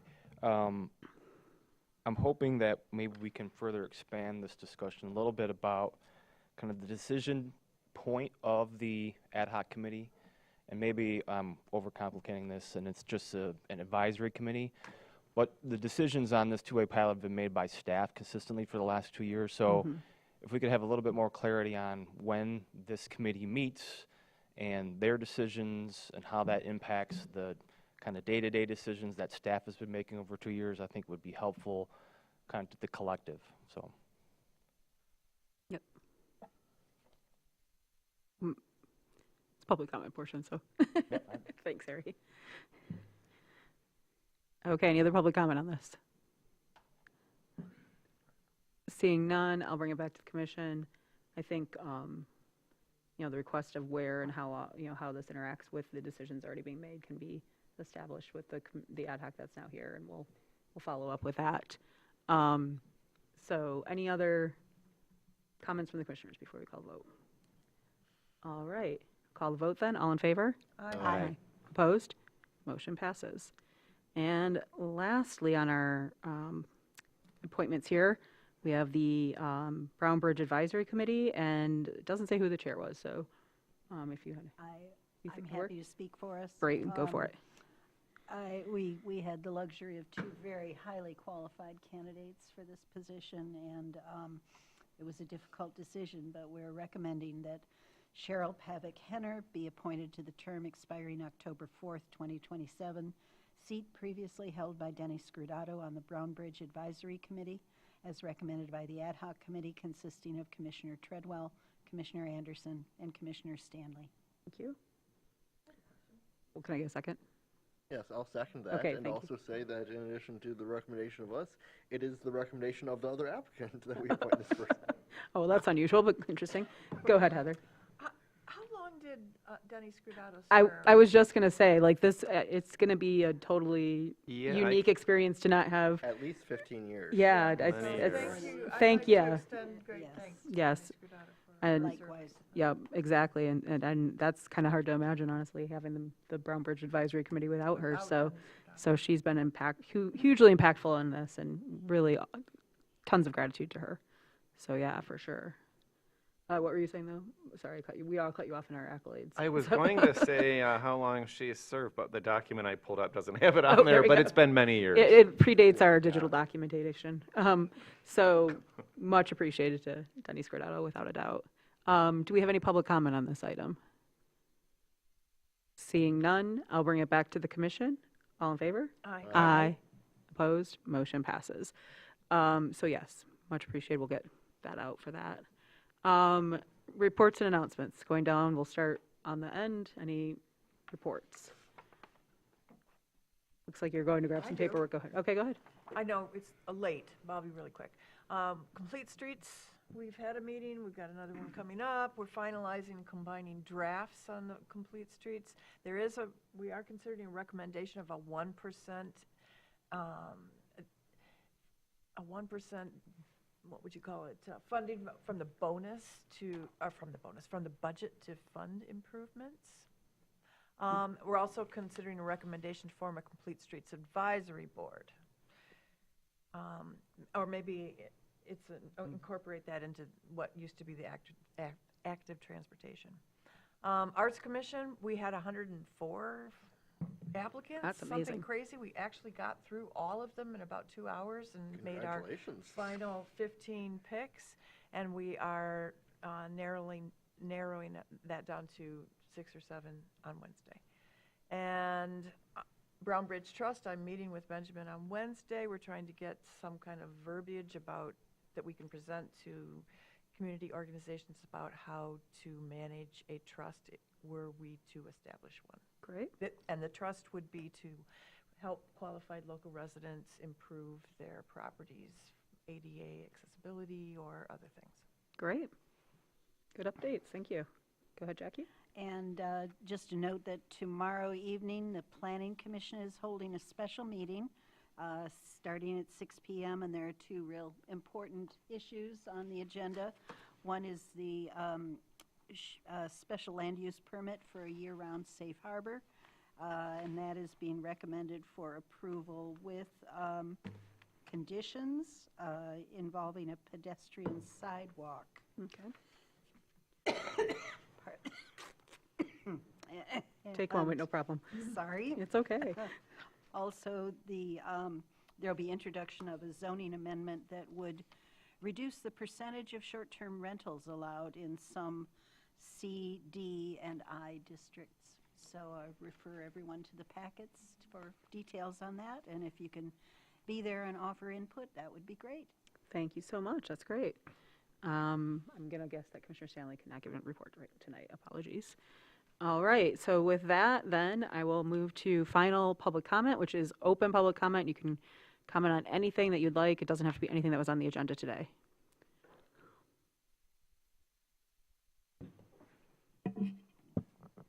How y'all doing? So yeah, I'm really here just to kind of remind people looking at home, people up on the board here, that this guy over here, some other people, you know, they want to kick out my friends at the Pines, and that's unacceptable to me. So I got a little bit of a letter I'll start off with. It says, "Dear esteemed members of the City Commission, I'm contacting you to express my despair over the city's announcement to evict and displace residents of the Pines. No camping bans are a clear attack on the most vulnerable members of our community and criminalize homelessness. Instead of working to evict the Pines, the city should focus on finding solutions with residents of the Pines. I ask that the City Commission refrain from further discussions regarding the Pines without first consulting current residents of the Pines. Although the city is working to increase transitional and affordable housing, I urge the City Commission to, 1, designate the Pines as a legal and free camping area forever. There should be no bans on stolen land. Prevent future discriminatory laws targeting unhoused communities. Over-policing is also an issue in the Pines, with residents frequently being issued citations and fines. You know, citations for trash. Oftentimes it's not even always their trash. These fines are an immense financial burden on the residents, and enforcement of these fines unfairly criminalizes the Pines residents when they cannot pay. You know, anytime you find somebody that doesn't have money, it's just a prison sentence. I mean, you know, there's no way around that. Asset citations and fines not be used to punish residents of the Pines, and that the city focus on improving safety and well-being of the residents of the Pines, providing not limited, but including, you know, portable toilets, permanent bathrooms with showers. You know, these are like long-term sanitary, concerns people have. People need sharp containers, additional trash receptacles. I mean, one dumpster for everyone in the Pines. Come on, it's a joke, you know. Especially when you guys are still finding people for trash. Come on, dude. Non-freezing fire extinguishers, fire blankets. People have asked repeatedly for, you know, help getting fire extinguishers to people out there. There was a couple fires, you know, this year. I personally knew some people whose places burnt down, so, you know, if you guys could help us or help them, really, like, not experience a house fire in a tent, that'd be great. Charging stations, those benches suck. You know, it's a feedback. I don't know if anybody has tried them, but I mean, they hardly ever work. And lastly, but you know, not leastly, flashing pedestrian signs. Thank you for your comments. Well, you can finish your sentence if you wanted to. Go ahead. Yeah, another, some kind of a better crossing at 14th there for people getting to Tom's. You know, it's dangerous. Thank you. Yeah, thank you. So I'm friends with a lot of people in the Pines, built relationships with folks there. And like lately, I've been getting like whenever there's a nice day, I'm getting phone calls or people are coming up to me and saying that the police and the QRT are telling people that they're going to be evicted. Why on a nice warm day are the police harassing people who are already in a dire situation, stressing them out, unnecessarily. Is there actually a date for eviction that has been talked by the commission? Well, cops are telling residents in the Pines this, and this is distressing them. We're talking about people with various problems. That it's the last thing they need. It's a serious concern. The other day, again with the fines, they had a 24-hour notice to clean up their camp. It was an elderly man. We came, we helped him. He was just saying, like, you know, this is my community. This is my home. This is my neighborhood. I love it here. I love the community I have. I love that I've been able to get closer to finding permanent housing by being here. And, like, I think that has to be factored in. One, safe harbor is not, it's not a solution. We've all said this multiple times, multiple meetings. That's not a real solution. It's good to have emergency housing, emergency shelter in place, which is great. But these people need a neighborhood, and right now the Pines is a functional neighborhood. It may not seem functional to a lot of folks in this community because they haven't, like, I don't know, they've just, like, you know, displaced these people on the margins. And to pair, like, what he just said, like, all those things are very well needed. There's not toilets. Like, people have to go to, like, Tom's and stuff. The crosswalk, it's so dangerous to cross to get to food or to use the bathroom at Tom's, which is a reliable thing for folks since there are no toilets. I mean, there should be no bans on stolen land. If this is a free country and that's public land, people should be allowed to camp there. It's simple, you know. And I think ultimately, Pork Chop and his buddies need to stop harassing people on a nice sunny day. They're you know, it's 50 degrees for the first time of the year. Everybody's excited. They don't have to worry about burning to death in their tent, you know, for the night. And they come out, oh, you know, you better start downsizing. This isn't going to last forever. Oh, yeah, evictions are coming the beginning of April. These are things we're really hearing. These are real this is harassment. And again, I think it's really important, very important, to remember that he talked about recently just using laws that were proposed here, discriminating against people. Thank you. Do y'all remember that? Like the Thank vagrancy you. I laws that see were the people proposed? behind you would also like to talk. Thank you.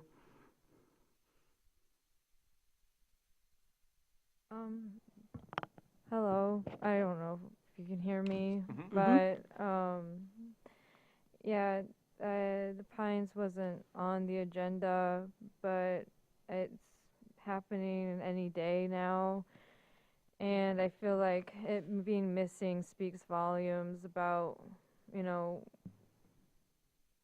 these are people in their homes and they're part of our community, and we're not really showing that we care about them. It may not seem like homes to most people, but they are homes, and they are our neighbors, and the ones that are left there still matter.